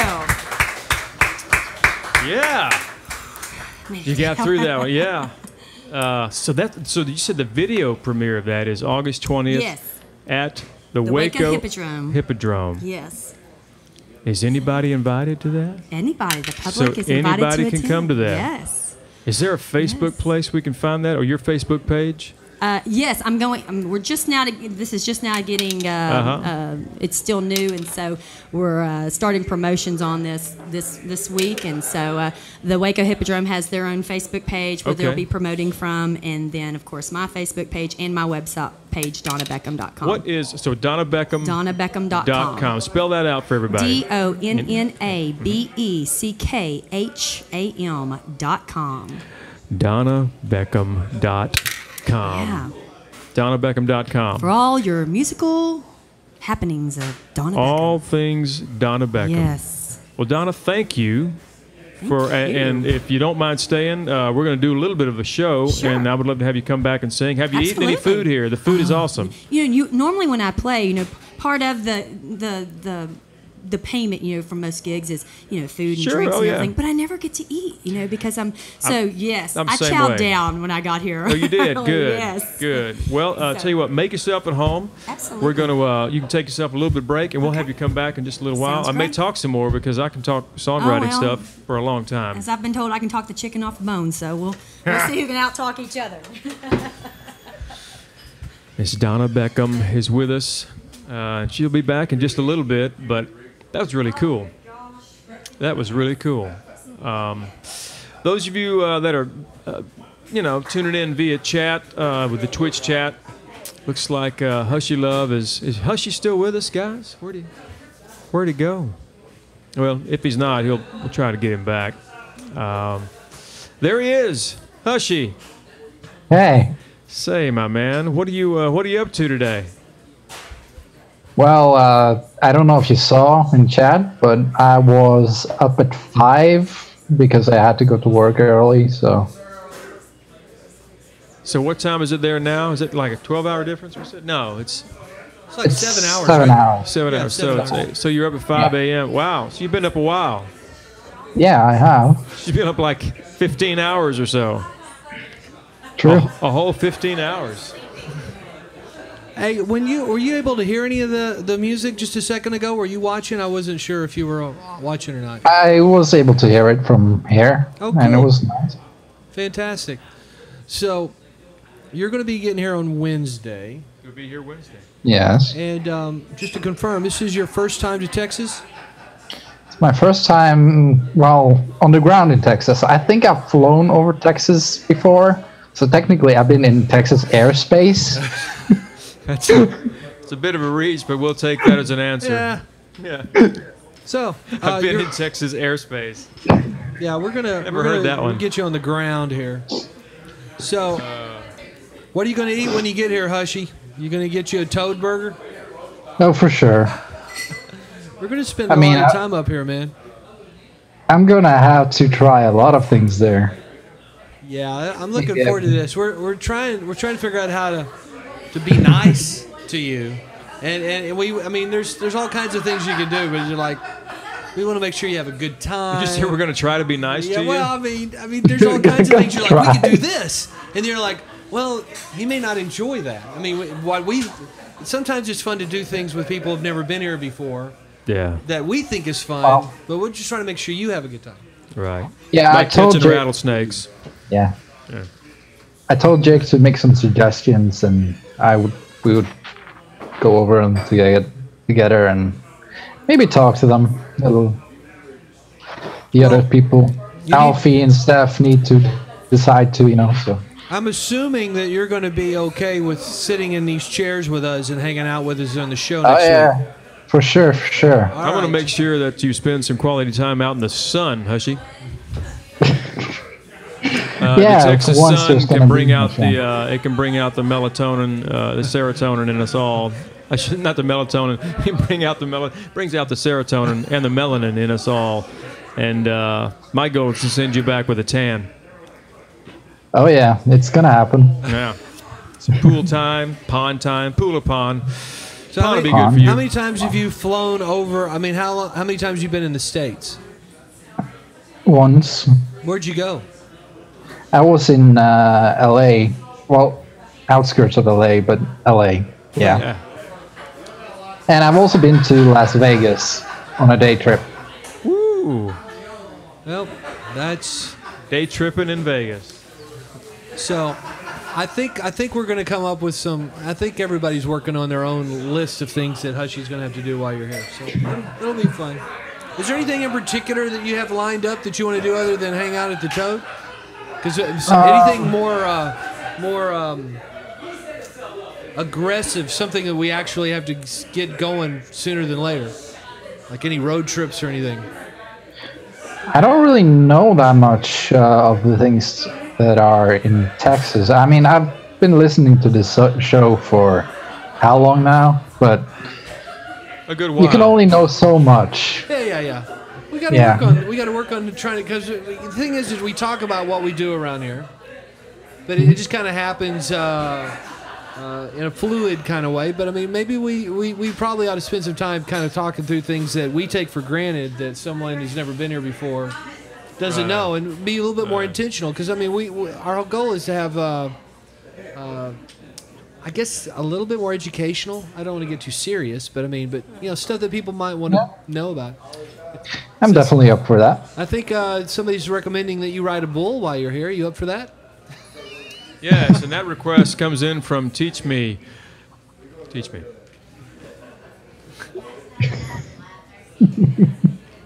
You're not gonna say it? We just. You don't know. Those of you who really want to see what goes on, join the Twitch family right here at Texas Big Star Live. Go to Twitch TV. Twitch.tv/Texas Big Star Live. And then you can join in you can on the see chat. Everyone's names. And you can hang out with our friends and see all that they actually type and get to see the things that we don't say on the show. Yeah, apparently Texas needs sparkly clothes. And seeing Teach Me's icons reminds me I gotta get something to eat. So Are you hungry? Yeah, I'm gonna go grab a couple of patties, toad patty, sans the bun. So you're gonna leave me sitting here? I'm just gonna make an order. I'll come right back. Okay. Yeah, I'm not gonna wait till they cook it unless I see you're really struggling, and then I'll just enjoy that. I'll savor that for a moment. Exactly. I don't know. There's plenty to talk about. Hey, let's put this back over here. Our good friends in Dublin, Bottle. There we are. I'll be right back. I was just thinking, one of the things they're going to be doing when you're around is some of our road trips are going to be tied to going to different venues and different places in Central Texas towns, making sure singer-songwriter showdown posters go up. I did see Miriam telling me that in chat earlier. Really? Oh yeah, that'll be good. So I'm pretty excited about it. I wish we could have gotten things lined out a little bit sooner with the venues. We didn't want to print the posters until we had everything absolutely 100% locked down, and that kind of delayed things a little bit. And then it overlapped with our trip to Thailand, and it just kind of got pushed back. But I think that we're going to have a good 45, 50 days for people to submit things to be in the contest. But we're going to be promoting that a little bit while you're here. So maybe cover some ground like that as well. I mean, you want to see Austin? Yeah, Austin sounds cool. Yeah, Austin's pretty fun. I do actually know someone in Austin, so... Do they know you're coming, or...? They don't know I'm coming yet. Right. I might tell them. Yeah, you might want to check. Well, the thing is, you want to get on that so that you can start seeing whether or not our schedules match up, because we have a little bit of flexibility. Sure. So, I mean, depending on how bad you want to see them. I guess we won't show this portion of the show to them in the future, so they'll know whether or not it wasn't something you were really counting on doing. Yeah, it's fine. I don't think they watch this show, so don't worry about that. So, this is pretty interesting. I'm getting ready to do something that may or may not go well, but I'm going to give it a shot anyhow, if that's okay with everybody. I'd like to introduce you to somebody. All right. Sounds interesting. Hey, Alex. Do you have any problems with being on the show? Come over here, sit in Brian's. Go all the way around. We have a new guy here in town. He got here a couple weeks ago. And, Yeah, I've heard. Have you talked to him online or even seen him? I've seen him in Twitch chat. I don't remember where, but yeah. Hushy, Alex Hushy. How you doing, man? Hey. Nice to meet you. Yeah, I saw you in Steph's chat. That was it. Yeah. Right. I remember. Tell everybody where you're from, buddy. I am from Corpus Christi, Texas. Yeah, which is about 5.5 hours south of here. It's down on the coast. Yeah, on the coast. I'm trying to decide right now if Alex is going to hurt me later. Surely by now he's realized that I spring things on people without just giving them a heads up. Alex is finishing up school, but he and I just spent a bunch of time up in Dallas. We were working on a TV commercial for a friend of ours, and Alex is getting some experience on production sets. And did you have a good time? Oh yeah, learned a lot. Yeah. You done any media production or been around any of that, Hushy? Not besides YouTube videos and Twitch stuff, but yeah. So you got any friends? You got any friends that do like short films or commercials or anything that you hang out with? Not so much films or anything like that, but I know people who are working in media, like editing pictures and stuff. Right. So, but that's a bit different, though, I would say. Well, Alex is working on, he's finishing up his degree, and it has to do with media communication stuff. So hopefully he's learning a few things this summer. And, you know, at this point he's learning, you know, you got to be careful who you hang out with because they'll put you on shows without warning you. You going to be okay, Alex? You going to be okay? Yeah, I'm cool. He's cool. So, this is Alex. You'll be meeting him next week. He'll be hanging out in the same general vicinity. And you know JB way too well. I didn't invite JB over because you know who that is. Yeah, I know his jokes. He's trying desperately to turn on his microphone right now. It's pretty funny. Did it work? Yeah, I can hear you. Can you hear him? Oh, he's put himself on Hushy's on his face. JB's in charge of the switching right now. There you go. Well, say something, JB. Something. I don't know. Yes, that's right. Here at Texas Big Star Live, we are incredibly creative. Mm-hmm. Nice. The JB's patented move. It's all good. It's all good. Like I said last week, don't make that a meme. What'd you say? I can't hear you. Don't make that a meme. Oh, don't make it a meme? Okay. Well, Hushy, I apologize for not having some sort of like burning question or issue to go over with today. I literally just thought I'd say hi, let you know that we were very publicly let you know that we were excited that you're going to come and see us, and we're looking forward to hanging out. It should be fun, and just be ready for anything. Oh, I'm ready. Yeah, we'll see. Well, you got any questions? We're going to let you go, but I just wanted to say hi. I don't think I have any questions about it, no. Do you have a place to stay? Just kidding. I know where you're staying. It's like, what? Jake already told me, so. All right. Well, thanks for joining us today. Thanks for saying hi. Yeah, I'm just excited to be there and take everything as it comes and see if I survive. All right, buddy. You take care, buddy. Thanks for being with us. All right. Well, Alex, this is your second live show? Second, that's correct. And the first one, we were down one guy. This one, we were down two guys. Did you feel like you helped us get set up? Yeah. I definitely helped. So, as a director, a writer, do you like to do all that before you're on the spot with people? Do I like to know about it before? I mean, it I helps, apologize. it helps, I'm sorry. No, it's all good. I'm just having a good time. See, the thing about interns is that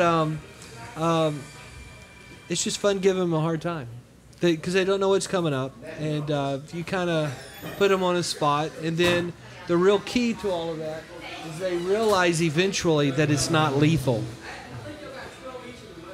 Are you still wondering if that might be the case? Checking my pulse. So tell everybody you're working on a degree. What's that degree? I think you were telling me a little bit about the larger degree earlier. So the degree is a Bachelor of Arts in Communication with an emphasis in media production. So studying film and film production. You see what's happening there? JV, you should look at the screen. No, really. You should look at the screen. See, the thing is there's one person sitting at this table where there's usually at least two people working there.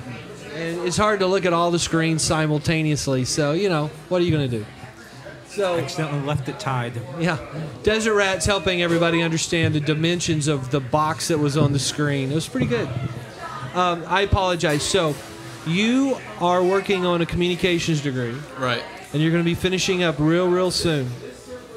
Yep, I'll be graduating August the 5th. I'm taking my last class right now. And then something more important is going to happen not long after that. Yeah, me and my fiance, who's newly my fiance, we're expecting our first child in late August. So you're going to be a dad. Yeah, I'm going to be a dad. So, yeah, graduating dad. Yeah. It's a lot going on, dude. Good luck. So, I think we're going to try to get Donna back over here. Brian's roaming around in the background. I think he got his drink. And JB, can you do me a favor? Is there any way you can roll in our hot ash stove commercial? You don't remember how to do that? So we want to say thank you to Dublin Bottling Works. And I don't know if any of you guys are familiar with it, but a hot ash stove, they've been a sponsor of ours since we got started. And we always try to make sure people know how to get those, how to find those. Hotashstove.com. Then you do the /TX, and then you get a little discount. That lets them know that you saw it here. Anytime you're ready, buddy.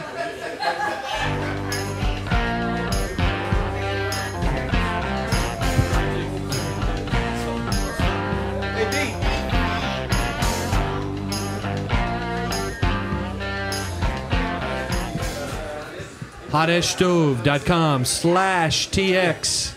Get yourself that discount. Indeed. So you and I have been talking about the singer-songwriter showdown. We really would appreciate any of you guys who are online see any of this stuff. Go ahead and to share that with us. It's musicquest.texasbigstar.com. Yes. And that address has the entry information, how to get online, and about the rules. All that stuff. All the stuff you need to find it. We want you to share that with your friends, especially if you have a friend that you know writes music, sings, and you want to encourage them to pursue that. That's the whole point of that. Yeah, so it helps us do that. Anymore, there's so much music, and we have Facebook friends or folks that you are either related to, acquainted with friends, and they're posting music. Here's me in my living room on my couch. That's the folks that need to be involved in the singer-songwriter showdown at Music Quest, because it gets them a chance to really bring their talent level up to this level and kind of see where we are. Like I said, we can't fit everybody into those regionals, Matt, and they know that. Right. But at the very least, you're going to get a constructive, loving criticism that's going to help you, not say, oh, that was horrible. It's going to say, hey, here's some things that you're really great at. Here's some things that could use some improvement. Here's how the song worked for us. And it's going to go through a panel of folks. And at the end of the day, one, you get a great-looking T-shirt that, heck, if you've been to a theme park, you'd pay $50 for. I'm just being honest. Yeah. Or if it was at the counter at the movies where you buy your popcorn, it'd be a $50 T-shirt. But you also get some wonderful ideas and insight from music professionals that can help further your career. So if you know someone like that, they're a singer-songwriter, they love to write songs all the time, encourage them. Sign up for the Music Quest Singer-Songwriter Showdown. I always think of like McFly from Back to the Future. Talking about, what if I'm no good? What if they... I don't think I can handle that kind of rejection. So, I mean, as far as I'm concerned, you are an experienced, advanced singer-songwriter. I mean, I don't know... Advancing in years daily. No, I mean, I don't know of anybody who writes more consistently high quality and just volume. I mean, you do a lot of it. Variety and volume. Yeah. Quality. I'll throw that in there. You throw quality in there. Nah, take or leave quality. But I mean, my point is that even you understand, even somebody who's as skilled as you are, you understand the importance of ongoing learning, getting feedback, improving your skill. That's how you got there. Yeah, and but for me, it's because it's easy for anybody to get stuck in their own world, and when you receive other input from other folks, it broadens your horizons to what people are listening to. I tell the story a lot, but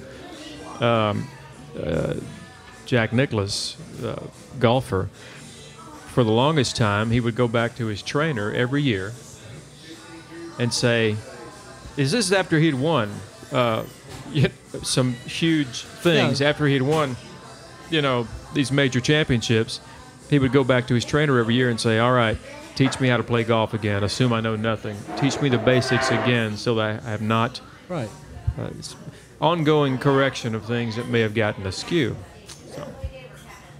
So the thing is that the idea behind Music Quest is to help people who are doing that, who are wanting to become better. And this very first one we're doing, the very, very first one we're doing is our very first one. And that's the thing, is that you don't want to bite off too much. True. But we wanted to do enough so that when we finish the contest, we'll had an opportunity to stretch ourselves, seeing how we can improve it so that the next time we do one, it can be even better. So, I mean, we don't expect the first one we do to have absolutely no glitches, to be perfect. I'm pretty confident that we can do this. We are in the process of doing this well. I think it's going to be fulfilling, it's going to be good, it's going to be entertaining, it's going to be all the things that we're looking for it to be. But we've also been, modest. We've just got 4 regionals. We're not like all over the state of Texas. It's not like a worldwide thing. You can only do so much. But True. But you and I have been involved in you've done contests. Yeah. Oh yeah. And you did them, and you probably did pretty well. But I mean, regardless, is that it's something that it stretches you. It does. It makes you prepare for some things that you wouldn't normally prepare for. Most artists that are playing on a regular basis, whether it's in clubs or whatnot, competitions many times it's just a different environment, and it's a different audience too. You're reaching a different crowd than you normally would. And it should be noted, Matt, that these regional competitions, they're going to be recorded. It's going to be recorded and broadcast. We're pretty confident that each of the locations we're going to be at, we're going to have enough bandwidth where we're going to be able to broadcast the competitions live. And that's one thing I wish it had been done when I was doing these. You just don't get that kind of coverage at these events. What's Desiree saying? Is there a category for those of us without talent? Yes, and thank you, Waterboy. Somebody's got to get me a sandwich. And no, Desert Rat, there may be, let's think about that. If you have any ideas, Texas Desert Rat, about what would we call that category, I'm sure you'll tell us momentarily. It could be the category where you give us money to support the contest, and then we smile and say, here's your T-shirt. You could be a sponsor, sponsored by people with no talent. That would be funny. Come on. No, it makes sense. What if a sponsor was called, we're the people with no talent, we want to give you $1,000? You'd have to say, the show is sponsored by people with no talent. He doesn't like it. I love it. No. I think it's awesome. I would like to see that actually happen. No, We don't care what you're called. No, Yeah. no. I do care. Sponsored by naked people. This show is sponsored by naked the people. Remember those naked drinks? They're called naked. I'm not familiar with they're that. a fruit drink, like an all natural. It's called naked juices, but the company's called Naked. When I was teaching school, I had a student come up to me, goes, "Mr. Barrett," because we were serving them in the cafeteria. She said, "Really?" Yeah. She said, Mr. Barrett, hey, if I give you this money, will you get naked for me? And I looked at her, I said, what did you just say? Oh, she goes, oh, no, I mean, one of the naked sodas that we have over there. She knew what she was she saying. knew exactly what she was doing. She could get away with it because the company was called Naked. Yeah, exactly. All right. Speaking of naked, this that's is the way you can participate. Text. That's kind of a stretch. Getting naked? Oh, what have we become, Matt? Yeah. So this is yummy. Thank you, Miriam. We're going to. But the point is that we're going to be streaming these. We're planning on streaming all of them, assuming that all the internet connections where we're going will hold up and will do what we hope they said they will do.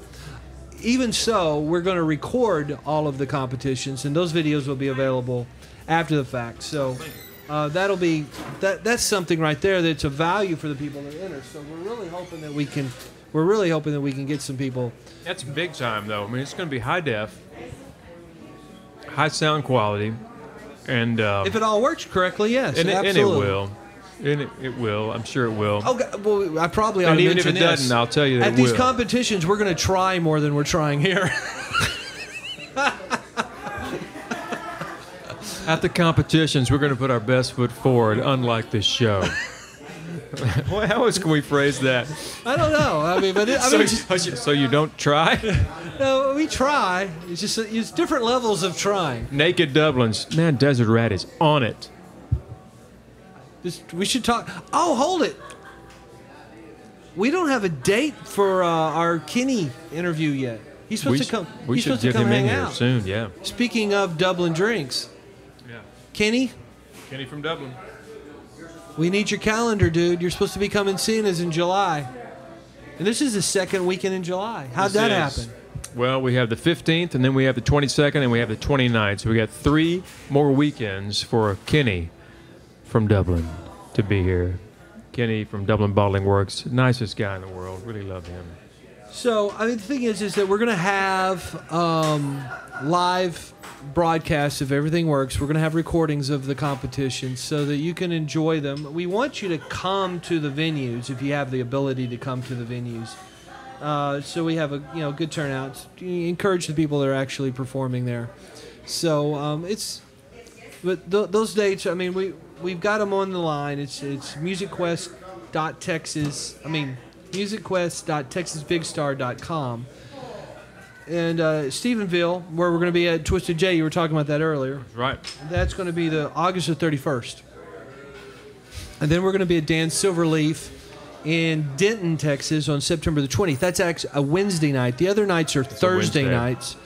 So August the 31st in Stephenville is a Thursday night.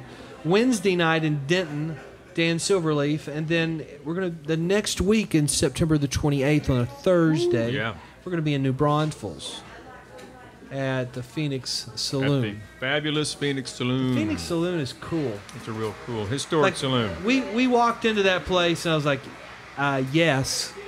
Yeah. Great vibe. Great vibe.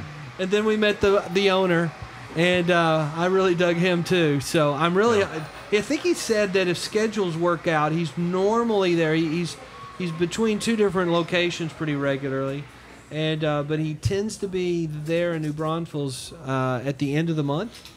And I believe September the 28th is at the end of the month. So we're hoping he'll be able to hang out with us. So that's a Thursday night. And then October the 5th, we're going to have the last regional competition out in Abilene at the Mill. And I don't want to say anything. I mean, every one of these venues is unique and awesome in their own right.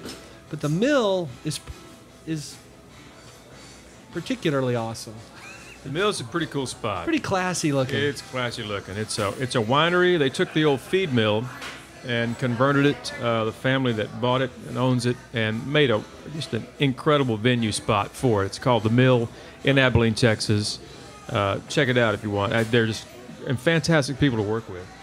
Really easy going. I mean, just from the very beginning, I was just like, this is happening. This is really. I was really thrilled that they were open to working with us on this. I mean, the fact that we've said this more than once. This is the first time we're doing it.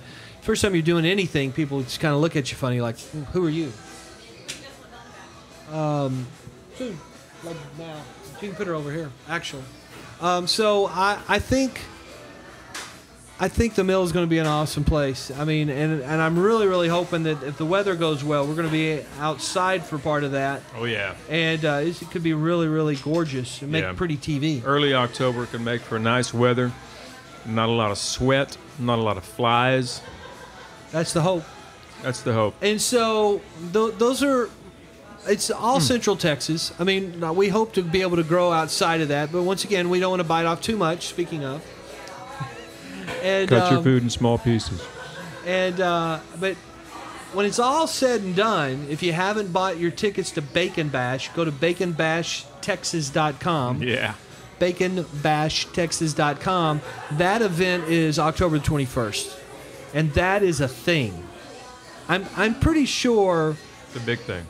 I'm pretty sure that event has more people in the town than September Fest. I don't know that. I don't know. It's pretty close, but pretty close. It's Septemberfest got a lot of classic cars, Yeah, September Fest is pretty amazing, but I mean, Bacon Bash is definitely growing. I'm pretty sure that they said last year there were over 2,000 people here, and in a town of total of 280 people, that's a lot of people to cram in the street. Yeah, they shut down the street It's outside. happening. And it's put a stage out there, and there's bacon everywhere, and you get to eat it. Bacon everywhere. I know some people have adult beverages, to say the least. And Bacon's falling from the sky. Yep. I'm back. She's Donna's back. So put that on your schedule. And Donna, you were officially invited to be part of our Music Quest Singer-Songwriter Showdown, if you're up for it. Most definitely. Yes, absolutely. We've been talking about that. We'll give you a couple posters. Okay. You can share them with your friends and put them wherever you need them. I mean, it's interesting because it's a competition. But my experience, I think that singer-songwriters, they like to hang out together. Right. Because it's a thing where you enjoy and encourage each other, challenge each other. So usually in competition, you don't want competition. But I mean, I want you to share this with your singer-songwriter friends, and they might be in there competing with you. Yeah. So it's a community. Yeah, definitely. So you going to sing us another song? I'm envying his food over here. Yeah. Got a toad burger without the bun, which that's just me. Wow, you're It's so good. that hourglass figure, and but the bun is probably the best. Well, no, it's not the best part. It's not the best part, but it's pretty It's good. not. But it's all anyway. I just take the bun off. Well, I'm going to Don't judge me. Are you sure you don't want to come sit over here? I mean, really, And why not? that's the Thelma to my Thelma and Louise. I see. Okay. But I she's can pretty stand camera up. shy. I'm going to go over there and run sound. While she's singing, I'm probably going to eat, so don't put the camera on me too much. All right. Well, I'm going to go over here and run sound, and we're going to hear another song from you. Okay. Another song from Donna Beckham. Donna, what song are you going to play for I us? have no idea. I like her already. Does that sound familiar, Matt? What are you By gonna play? request. By Folks request? make it so much easier for me. It's much easier when I just know what people want to hear. Yep. So, yes. What's next on the song To list? remind you of the songs that you wrote. Yeah, I'm very in touch with that. Yeah. Well, this is one of my newest songs. I got album number 4 under the belt, and so I'm working on album number 5. And I had high hopes of having it out in the fall, but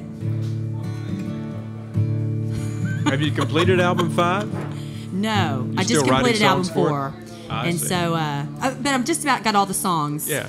To album number 5. I recently, boy, have I had some great material for album number 5. But I had because my last real album was released in 2011. Yeah. So since there's been lots of things go on, as far as just in my personal world, we had the big explosion in our town in West Texas in 2013, and then in 2014 my father-in-law passed away, and then 6 months later my dad passed away. And then 6 months later, I divorced after 20 years of marriage. 20 years in one day, actually. I married on June 1st and divorced on June 2nd. So I was married 20 years in one day. So I got a lot of material. Yes, you do. For this album. And it's been kind of crazy, though, because, when we were talking about, how you write and what you write and this and that, the first time I took a little hiatus of playing, naturally, because I had so much stuff personally going on. So the first time I go out and sing after I divorced, I was singing these songs, and it was like, this is weird. Because a lot of songs, I had several songs that my now ex-husband, or then husband, now ex-husband, still weird for me to say that, helped me write, or he might have given me that word or two. Right. And so... So that was a little weird, and then I'll go back and I wrote a couple of songs. One starts, "You told me last night it was over, and I'm wondering, was this really just a dream?" And it's like, did I have some sort of premonition or what?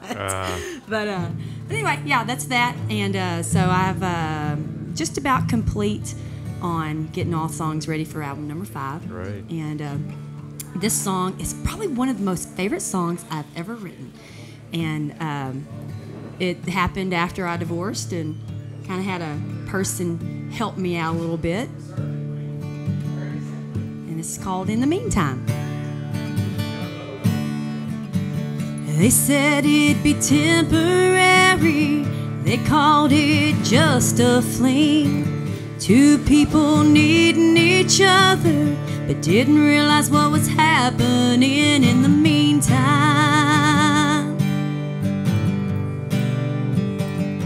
Oh, but in the meantime,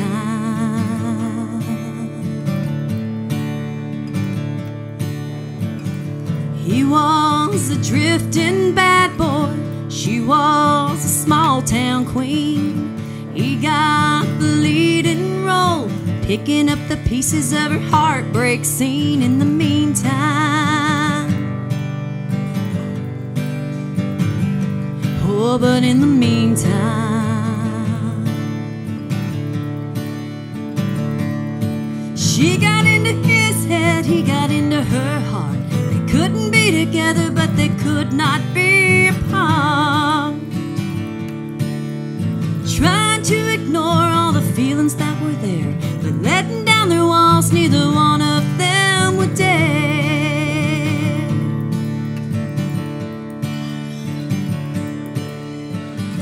He loved to make her laugh, and he loved to hear her sing. They kept each other warm in the winter time, but then winter turned into spring. In the meantime, oh, but in the meantime, she got into his head, he got into her heart. They couldn't be together, but they could not be apart. Trying to ignore all the feelings that were there, but letting down their walls, neither one of them would dare.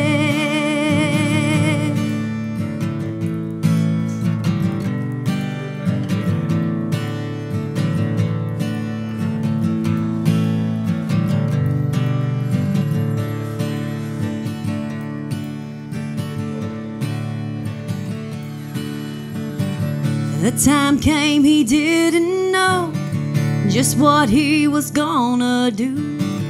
How could he let her go? Head on down the road, yet to her stay true. In the meantime,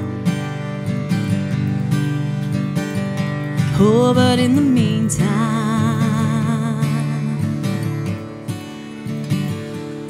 she got into his head, he got into her heart. They couldn't be together, but they could not be apart. Trying there, but letting down their walls, neither one of them would dare.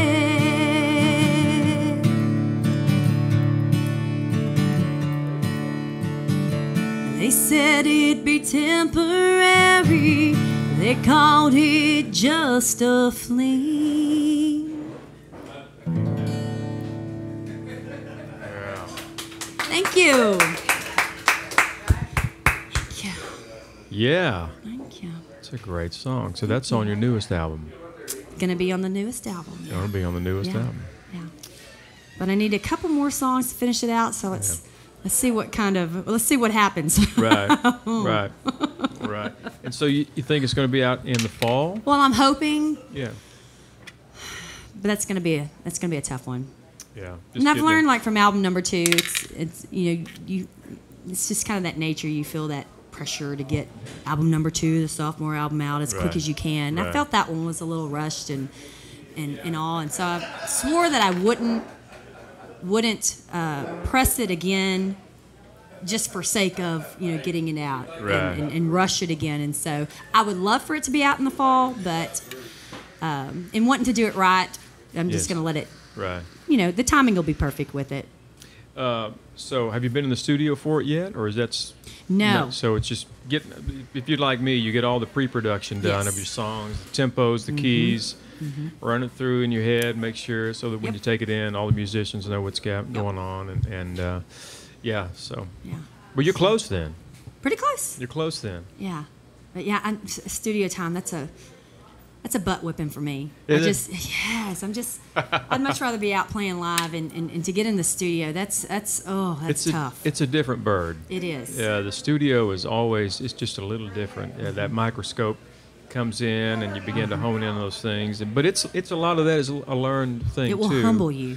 Yeah, I mean, I produce all my own stuff, so I'm being the producer and the engineer and the vocalist, and so we. So you have to put it all critique together. yourself. I have to critique myself, and I get a lot of feedback from myself, and then you have to battle the schizophrenia.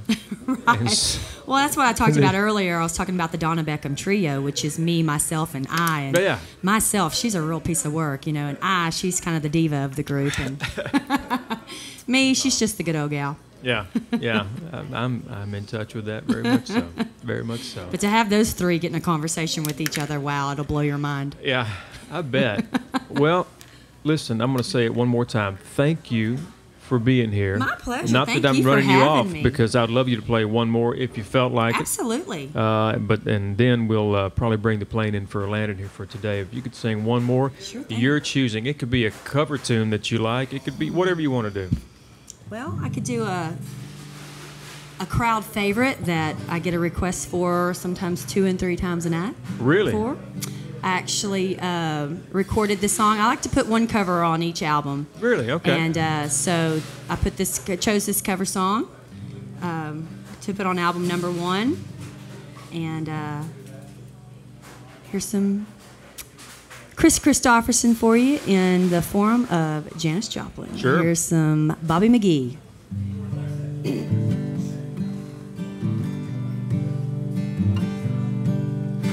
Busted flat in Baton Rouge, waiting for a train, and I was feeling near as faded as my jeans. Bobby thumbed a diesel down just before it rained, and rode us all the way into New Orleans. And I pulled my harpoon out of my dirty red bandana. I was playing soft, oh Bobby sang the blues song. Windshield wipers slapping time, mine's holding Bobby's hand in mine, and we sang every song that driver knew. Freedom's just another word for nothing left to lose. Well, nothing is all, baby, if it ain't free. Yeah, feeling good was easy, Lord, but when I sang the blues, feeling good was good enough for me. Bobby McGee. From the Kentucky coal mines to the California sun, yeah, Bobby shared the secrets of my soul. Through all kinds of weather, through everything we done, yeah, Bobby, baby, kept me from the cold. And one day of Nissan is long, I let him slip away. He's looking for that home, and I hope he finds it. But I'd trade all of my tomorrows for one single yesterday, to be holding Bobby's body next to mine. Freedom's just another word for nothing left to lose. Well, nothing is all that Bobby left me. Yeah, feeling good won't easy long. Bobby sang the blues. You know, feeling good was good enough for me. Good enough for me, my Bobby. Whoever wants to join in. La da da, la da da da, la da da da da, la da da da da, my Bobby McGee. La da da da da, la da da da da. I can't hear y'all at the bar. La da da da da, my Bobby McGee. Yeah. La da da.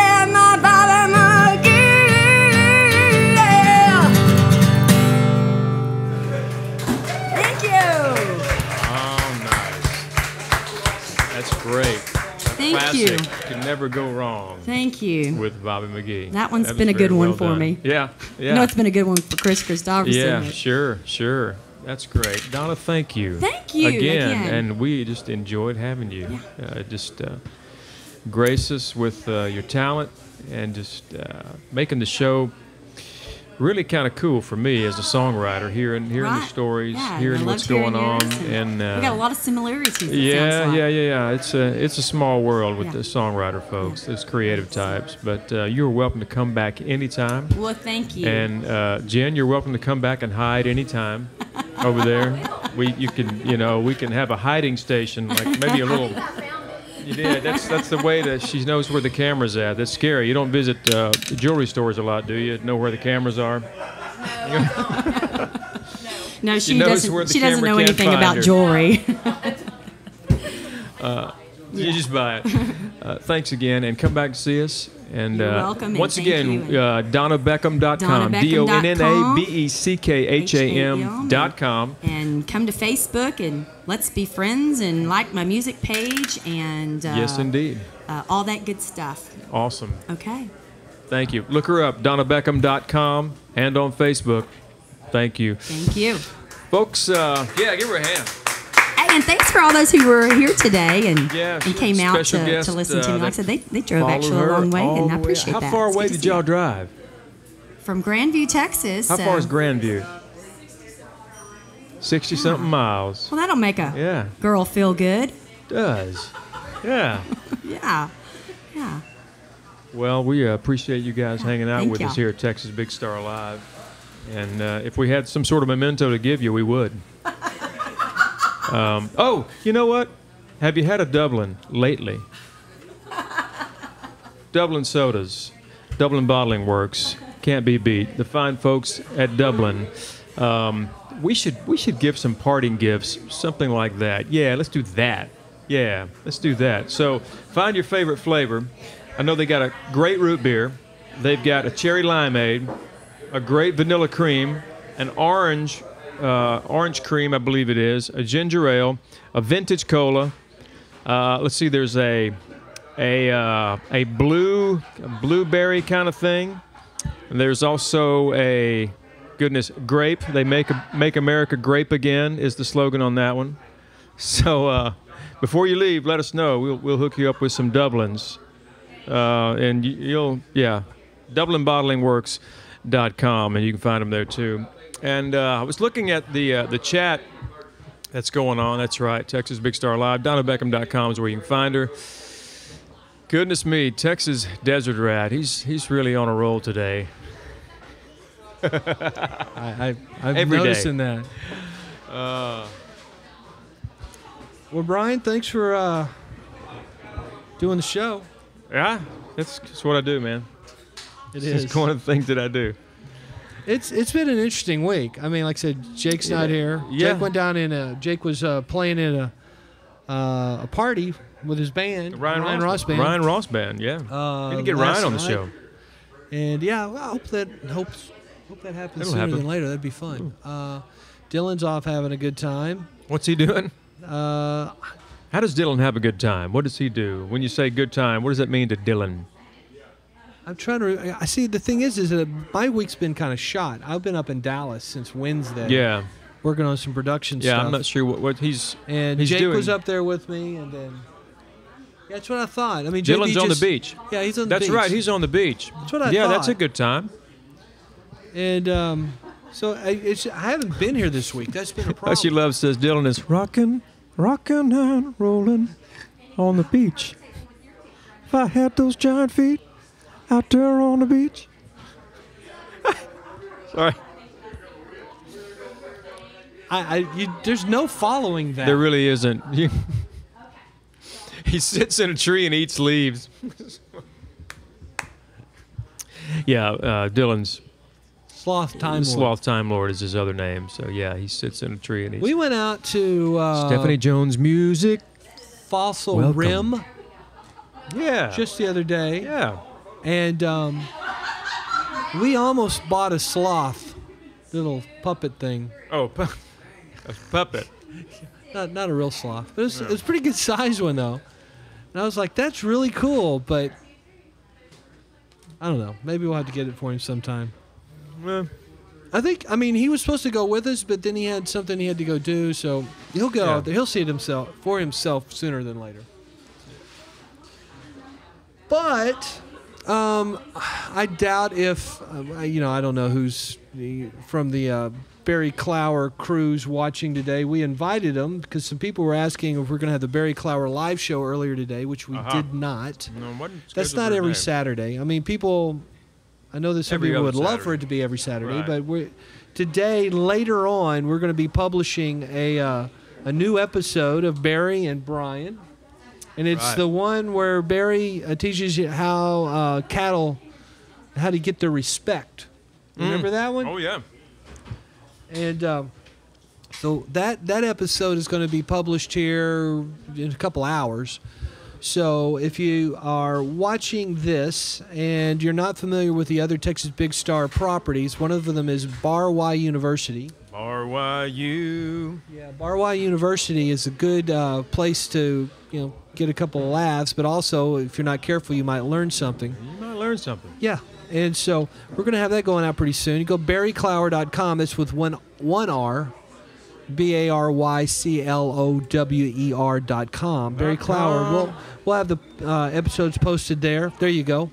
Thank you very much, JB, for putting that up. And so we'll have a new episode of that out soon enough. And we're going to be working on the Texas Big Star Music Quest Singer-Songwriter Showdown in the coming weeks. Yes. I hope you will share that with your friends. Keep you updated. Yep, and then we've got some out-of-town friends coming in. We visited with Hushy a little bit earlier. And Hushy. So we're going to be doing some fun stuff with some of those friends. Not sure exactly. I know some of what it includes, but I'm sure it'll include more than I can imagine. Snake surfing. It's big here in Texas. Really? Just making stuff up, man. I just imagine surfing on a snake. All right. Pulled behind a ski boat. We just want you to be looking around, checking things out. We're going to try to get some of our online presence updated. We've fallen behind. Just schedule's kind of crazy. I mean, if you've been paying attention at all, there's only a couple of us doing all this. And, depending on what all's happening on the schedule, we're able to produce more or less. Right. And hopefully the quality is always entertaining, but the quantity fluctuates pretty wildly based on what we're able to pull off. True. But so thank you very much for joining us today, being with us. And you got any final thoughts on this? You went through the calendar stuff right off the bat, right? Well, I didn't cover the entire calendar, but I did go through the stuff first is coming few up days. pretty quick. Yes, yes. So what's the biggest thing coming up that you saw earlier? Well, the Clifton Rodeo. Yeah, it's next week, the 14th and 15th. Our lovely and talented Miriam Wallace is going to be singing the national anthem on Saturday, July 15th. Yeah. Opening that rodeo. Yeah, and that was we all decided that Hushy has to go to that. Oh, he'll be there. Oh, yeah. If he's never seen a rodeo. And there's mutton busting. We talked about the mutton busting. Yeah. And, we covered lots of bases, lots of territory. Well, we are also planning on something special. Not this coming Monday and Tuesday, but the following Monday and Tuesday. We're going to have some special events going on that we'll be talking about more on Saturday, next Saturday. Just want to get that all nailed down, but we got some special things coming up. They'll be here at the bar, at the Horny Toad Bar and Grill. But they are going to be non-standard events that we think will be fun. We'll see what happens. Make for good viewing. So, once again, musicquest.TexasBigStar.com. That website has got the information that you need to share with your singer-songwriter friends. Yeah, share it with them. Tell your friends. Get you signed up, get you going, and get this competition rolling. Indeed. Brian Barrett's going to be taking care of you on that whole process. He's going to be emceeing and our main liaison with these singer-songwriters. He knows what he's talking about. Yes, and when I don't, I make it up, and it sounds like I might know what I'm talking about. But you're right. That's my wheelhouse. It is. Right there. So, thank you guys online. Thank you, Twitch folks, for joining us. Stephanie was here a moment ago, but thank you, Desert Rat, Hushy Love, Alfie, and teaching me how to thank you for being with us also briefly, leaving your mark and then moving on. And for all of those out there in television land, if there is such a land anymore, was it ever really there to start with, Matt? That's the question. Get all philosophical as we from all of us right here at Texas Big Star Live, right here from the fabulous Horny Toad Bar and Grill in Cramples Gap, Texas. Have yourself a fantastic day today, tomorrow, and even after that. So long.